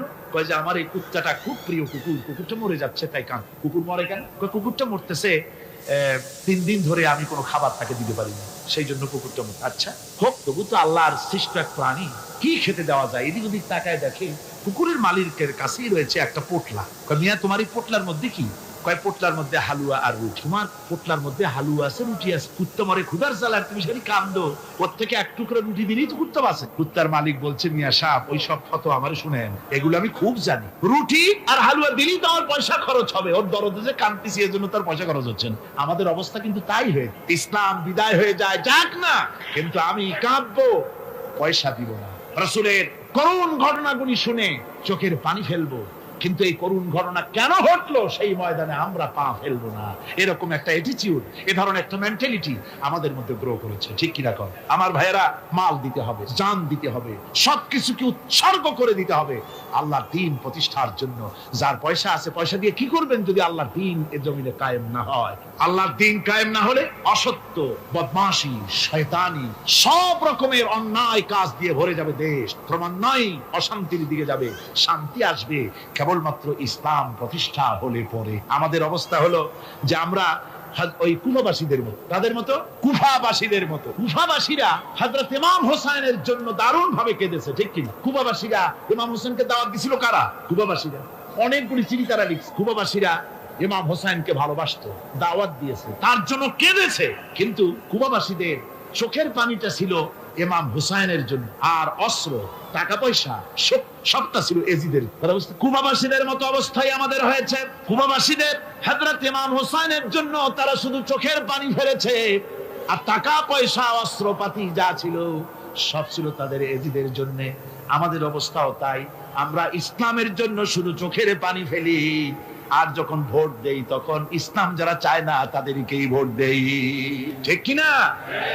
আমাদের টাকা, আমাদের পয়সা, আমাদের ইলেকশন, আমাদের হরতাল, আমাদের ধর্মঘট সবকিছু হচ্ছে ইসলাম যায় না, যারা চায় না তাদের জন্য। আর ইসলামের যখন কথা বলি, ইসলামের কথা শুনলে শুধু চোখের পানিটাই ছাড়ি, মহব্বত চোখের পানি দিয়া শেষ করে দিই, আর কিছুই। আমি একবার এইখানে এই শহরে অনেক বছর আগে একটা জানাজায় শরীক, কোন মাঠে আমার এখন তার জানাজার পরে যিনি জানাজা পড়ালেন তিনি বললেন, ওই লাশকে সামনে রেখে বললেন, কেন আসিল? তখন আমি নতুন নতুন চিটাগাং আসছি, আমি ভাষা ভালো করে বুঝি। একজন বললো কেন আসিল? সবাই কইলো গম আসিল। তাই বললাম যে গম আসিল, এই মরা মানুষের সাথে গম গম আমি আটা গম তাই মনে করেছি যে এটার কি সম্পর্ক। আমি ইমাম সাহেবকে জিজ্ঞেস করলাম যে আপনি বললেন কি, আর জনগণই বা বলল? যে আমি জিজ্ঞেস করলাম যে লোকটা কেমন ছিল, তো সবাই বললো ভালো ছিল। তা বললো তো ফায়দা কি? ফায়দা এই যে সবাই বললো ভালো, আল্লাহ তারে মাফ করে দিয়া ভালো বলে বেহেশতে পাঠায় দিল। বলে আশ্চর্য কথা, আল্লাহ কি এইরকম নাকি যে একটা সুদখোর ঘুষখোর জেনাকার এ লোক ভালো না খারাপ আমি তা বলতে চাই না, কিন্তু একটা লোক সে কন্ট্রাক্টারি করতে গিয়ে রাস্তাঘাট স্কুল কলেজের রড সিমেন্ট জনমের মতো খাইছে। কথা বুঝতে পেরেছে? সরকারি গিয়ে ক্ষমতায় গিয়ে গভর্নমেন্টের টাকা পয়সা জনমের মতো শেষ করে ফেলেছে। এই লোকটি সুদখোর ঘুষখোর জেনাকার মরে গেছে, আর আসে আপনি কইলেন যে কেন আসিল? সকল লোক গম আসিল, আর আল্লাহ বেহেশতে দিয়ে দিল। তাহলে আল্লাহ হাকামুল হাকিমিন হইলেন কি করে? এর কি বিচার হইলো নাকি? কি করে সম্ভব? আমার বন্ধুগণ, আমরা যখন মরে যাই, মরার পরে আমাদেরকে কবরের মধ্যে রাখা হয়। কবরের ভিতরে রেখে আমাদেরকে বলা হয়, যারা কবরে রাখে তারা বলে, মৃত্যু ব্যক্তিকে কবরে রাখার সময় বলে, বিসমিল্লাহি আলা মিল্লাতি রাসূলিল্লাহ, আল্লাহর নামে রসুলের দলে উঠাই দিয়ে গেল। আল্লাহর নামে কার দলে উঠাইলো? রসুলের দলে। চিন্তা করেন ভাইরা, আল্লাহর নামে রসুলের দলে উঠাইলেন কারে? ঠিক তার যৌবন কালে যত মিছিল করেছে, ধর্মনিরপেক্ষতাবাদের পক্ষে মিছিল করেছে, পুঁজিবাদের পক্ষে মিছিল করেছে, সমাজতন্ত্রের পক্ষে মিছিল করেছে, স্লোগান দিয়েছে, দেওয়ালে লিখেছে, বক্তৃতা করেছে, ভোট দিয়েছে, বই লিখেছে, জীবনে যা কিছু করেছে সব করেছে মানুষের তৈরি করা মতবাদের জন্য। তার ভোট ইসলামের কাজে লাগে নাই, তার ইলেকশন ইসলামের কাজে লাগে নাই, তার দেওয়ালের লেখা ইসলামের কাজে লাগে নাই, তার বক্তৃতা তার টাকা পয়সা ইসলামের কাজে লাগলো না। মরে গেছে, পরে মরা মানুষটারে উঠাইয়া বললা রাসূলুল্লাহর দলে উঠাইয়া দিলাম। এখন বলো রাসূলুল্লাহ কেন তোমার মতো মরা লাশটাকে তিনি গ্রহণ করতে যাবে? তোমার জীবনের কোনো কাজই তো ইসলামের জন্য কাজে লাগলো না। তোমার জীবনের একটা দিনও তো ইসলামের কাজে লাগে নাই। মরছো, তারপরে তোমার মরা লাশ রাসূলুল্লাহ বহন করতে যাবেন কেন? কি দায় টাকা পড়েছে তা? সুতরাং আমি বলতে চাই, আজকের মাহফিলে যত জনতা উপস্থিত হয়েছেন, জান এবং মাল সব কিছু দিয়ে লড়াই করতে হবে আল্লাহর রাস্তায়। আমার ভোট, আমার ইলেকশন, আমার স্লোগান, আমার বক্তৃতা, আমার টাকা করি খরচ সব কিছু হবে আল্লাহর জন্য। কুল ইন্না সালাতি ওয়া নুসুকি ওয়া মাহইয়ায়া ওয়া মামাতি লিল্লাহি রাব্বিল আলামিন। সবাই পড়েন, ইন্না সালাতি ওয়া নুসুকি ওয়া মাহইয়ায়া ওয়া মামাতি লিল্লাহি রাব্বিল আলামিন। আল্লাহ পাক বলেছেন, বলো আমার নামাজ, আমার হায়াত, আমার কুরবানি, আমার মওত সব আল্লাহর জন্য। কার জন্য? আল্লাহর। সুতরাং জিহাদ হলো আমাদের জন্য অপরিহার্য। সেই কথাটি এতক্ষণ ধরে বুঝালাম। বিশ্ব মানবতার মুক্তি, নারীর মুক্তি, শ্রমিকদের মুক্তি, মানুষের মুক্তি, গরিবের মুক্তি, শ্রমিকের মুক্তি, বিশ্ব মানবতা, নির্যাতিত মানবতার মুক্তি আসতে পারে কেবলমাত্র জিহাদের মাধ্যমে। আল্লাহর দ্বীন প্রতিষ্ঠা করে মানুষের মুখে হাসি ফুটানো যেতে পারে। আর কোন পথ আছে? আর কোন পথ আছে? আর কোন পথ নাই। আল্লাহ যেন এই রাস্তায়, এই জিহাদের রাস্তায়, দ্বীন প্রতিষ্ঠার রাস্তায় আমাদেরকে সক্রিয়ভাবে অংশগ্রহণের তৌফিক দেন। সবাই বলুন আমিন। সবাই বলুন আমিন। এবার আমি বলবো মা বোনদের ব্যাপারে। মা বোনেরা বিগত 4 দিন এ মাহফিলে এসেছেন। তারা হচ্ছেন আমাদের অর্ধেক। তারা আমাদের কি? এই পৃথিবীর অর্ধেক জনশক্তি নারী। এই নারীর অধিকার ইসলাম কি দিয়েছে তা নারীরা অনেকেই জানেন না। না জানার কারণে নারী পক্ষ, নারী সমাজ, নারী স্বাধীনতা বিপ্লব পরিষদ নানান রকমের কমিটি গঠন করে তারা মডার্ন হতে চান, নানান রকমের অধিকার আদায়ের চেষ্টা করেন। কিন্তু আমি বিশ্বাস করি, আমার মা বোনেরা যদি জানতেন ইসলাম তাদেরকে কি অধিকার দিয়েছে, তাহলে রীতিমতো ইসলামকে পাওয়ার জন্য, ইসলাম যে অধিকার দিয়েছে সেই অধিকার লাভ করার জন্য তারা রীতিমতো বিপ্লব করতেন। কি করতেন? বিপ্লব। আল্লাহ রাব্বুল আলামিনের কাছে নারী আর পুরুষ বলে আলাদা কিছু নাই। মানুষ হিসেবে আল্লাহর কাছে নারী আর পুরুষ সমান। আল্লাহর কাছে কোন লোক যদি তাহাজ্জুদের নামাজ পড়ে, কোন পুরুষ, সে যা সওয়াব পাবে নারী তাহাজ্জুদ পড়লে সেই সওয়াব পাবে না, এমনটি নয়। পুরুষ হজ করে যে সওয়াব পাবে, নামাজ পড়ে যে সওয়াব পাবে, নারীও তা পাবে। জোরে বলেন সুবহানাল্লাহ। আল্লাহর কাছে নারী এবং পুরুষ কি? মানুষ হিসেবে তারা উভয় সমান। কিন্তু এই নারীদের জীবনের তিনটি স্তর। কটি স্তর? তিনটি স্তর। একটা হচ্ছে কন্যা, বধূ, মাতা। নারীর জীবনের এই তিনটি স্তর, ভালো করে শুনুন। কন্যা, বধূ, মাতা। এখন কন্যা হিসেবে নারীর মর্যাদা, বধূ হিসেবে নারীর মর্যাদা, মা হিসেবে নারীর মর্যাদা। নারীকে ইসলাম কি দিল সেটা শুনুন। আল্লাহর নবী বলেছেন, কোন ব্যক্তির যদি তিনটা কন্যা সন্তান হয়, আর ওই তিনটা কন্যা সন্তানকে যদি সে আদব শিক্ষা দিতে পারে, ইসলামী তরবিয়ত দিতে পারে, আর যদি স্নেহ দিয়ে লালন পালন করতে পারে, তাহলে ওই কন্যার পিতা আর আমি মুহাম্মদ সাল্লাল্লাহু আলাইহি ওয়াসাল্লাম বেহেশতের ভিতরে পাশাপাশি অবস্থান করব। সুবহানাল্লাহ পড়ে। এই কথা কিন্তু রাসূলুল্লাহ কোথাও বলেন নাই যে কারো যদি তিনটা ছেলে হয় তো আমার সাথে আর সে বেহেশতে একসাথে থাকবে, না, তা বলা হয়নি। বলা হয়েছে কন্যার ব্যাপারে। কার ব্যাপারে বলা হলো?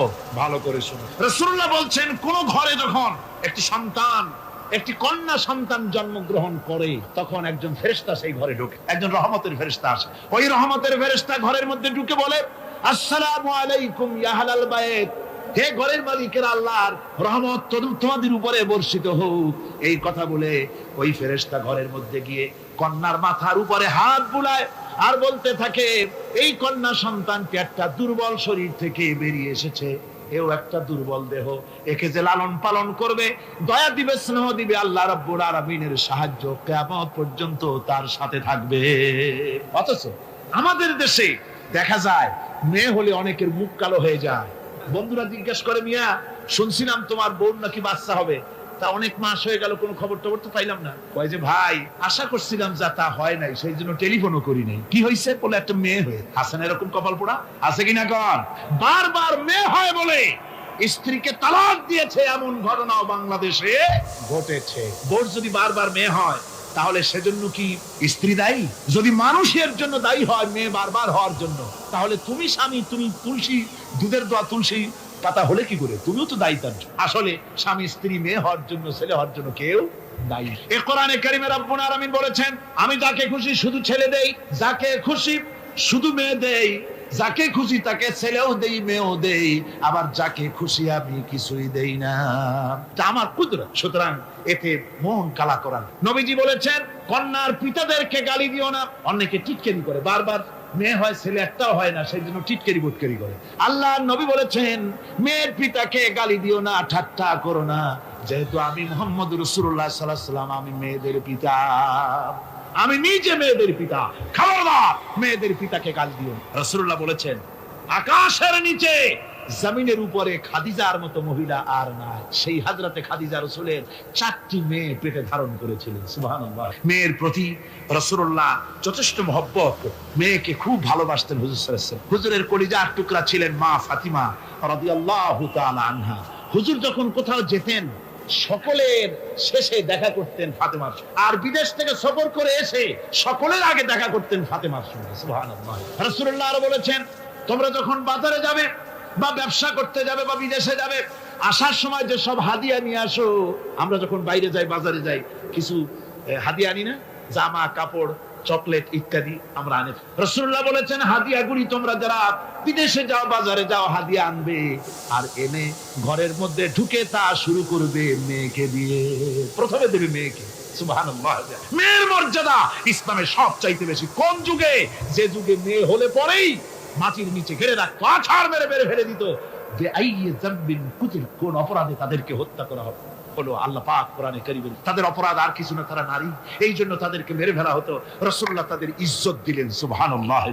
রাসূলুল্লাহ সম্মান দিলেন, ইজ্জত দিলেন তাদের। কন্যা হিসাবে নারীর এই মর্যাদা। ফাতেমাকে রাসূল এত ভালোবাসতেন, ইন্তেকালের সময় হযরত ফাতেমা কাঁদতে কাঁদতে বেহুশ হয়ে যাওয়ার উপক্রম হয়ে গেল। রাসূলুল্লাহ হযরত ফাতেমাকে ইশারা দিলেন, হযরত ফাতেমা তার কান নিয়ে রাসূলুল্লাহর মুখের কাছে লাগাই দিলেন। আল্লাহর নবী কি যেন বললেন কানে কানে, হযরত ফাতেমার কান্না বন্ধ হয়ে গেল। হযরত আয়েশা বলেন, মা রাসূলুল্লাহ তোমার কানে কানে কি বলল আর তোমার কান্না বন্ধ হয়ে গেল? হযরত ফাতেমা বলেন, ইয়া আম্মা জান, আমার আব্বা আমার কানে কানে বলল, মা ফাতেমা তুই কাঁদিস না, তোর কান্না আমার বরদাস্ত হয় না, তোমাকে কাঁদতে হবে না। আমি তোমাকে সুসংবাদ দিয়ে যেতেছি, আমি মরে যাওয়ার পর সর্বপ্রথম তোমার সাথে আমার দেখা হবে। রাসূলুল্লাহর এই ভবিষ্যৎবাণী হযরত ফাতেমা বুঝতে পেরেছেন যে হুজুরের ইন্তেকালের পরে আমার বেশি দেরি হবে না, আমিও তাড়াতাড়ি হুজুরের সাথে শামিল হতে পারবো। হুজুরের ইন্তেকালের 6 মাস পরেই হযরত ফাতেমা রাদিয়াল্লাহু তাআলা আনহা ইন্তেকাল করেছে।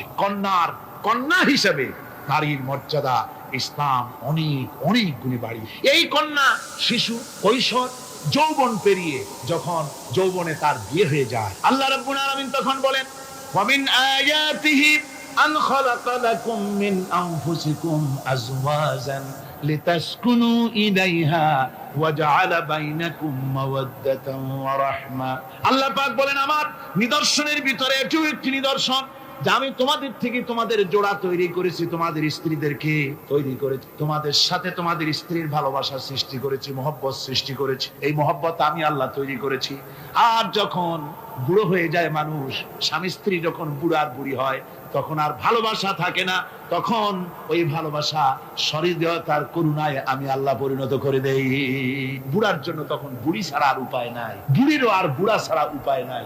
তখন ভালোবাসা কোনো বিশেষ কোনো লক্ষ্য নিয়ে ভালোবাসা নয়, তখন একের উপরে অন্য একদম নির্ভরশীল হয়ে পড়ে। আল্লাহ পাক বলেন, এই অবস্থা আমি আল্লাহ সৃষ্টি করে দেই। সুবহানাল্লাহ। আল্লাহ পাক বলছেন, নারীদের উপরে, নারীদের সাথে, স্ত্রীদের সাথে ভালো ব্যবহার করো। তার কোন ব্যাপারে যদি মনটা তোমার কখনো খারাপ হয়, কোরআন শরীফের মধ্যে আল্লাহ পাক বলে দিয়েছেন পরিষ্কার করে যে কখনো তার সাথে খারাপ ব্যবহার করো না। যদি কখনো মন খারাপ হয়, তাহলে চূড়ান্ত কোনো সিদ্ধান্ত নিতে যেও না, বরং তোমার জীবনে ওই স্ত্রীর অনেক অবদান আছে, সেসব কথা মনে করে এই সামান্য কিছু ভুলে যাও। আল্লাহ চান স্বামী স্ত্রীর মহব্বত টিকে থাকুক। আল্লাহ পাকের কাছে তালাক হচ্ছে ঘৃণিত, সবচাইতে ঘৃণিত হালাল হচ্ছে দুইটা, একটা হচ্ছে ভিক্ষাবৃত্তি আর একটা হচ্ছে তালাক।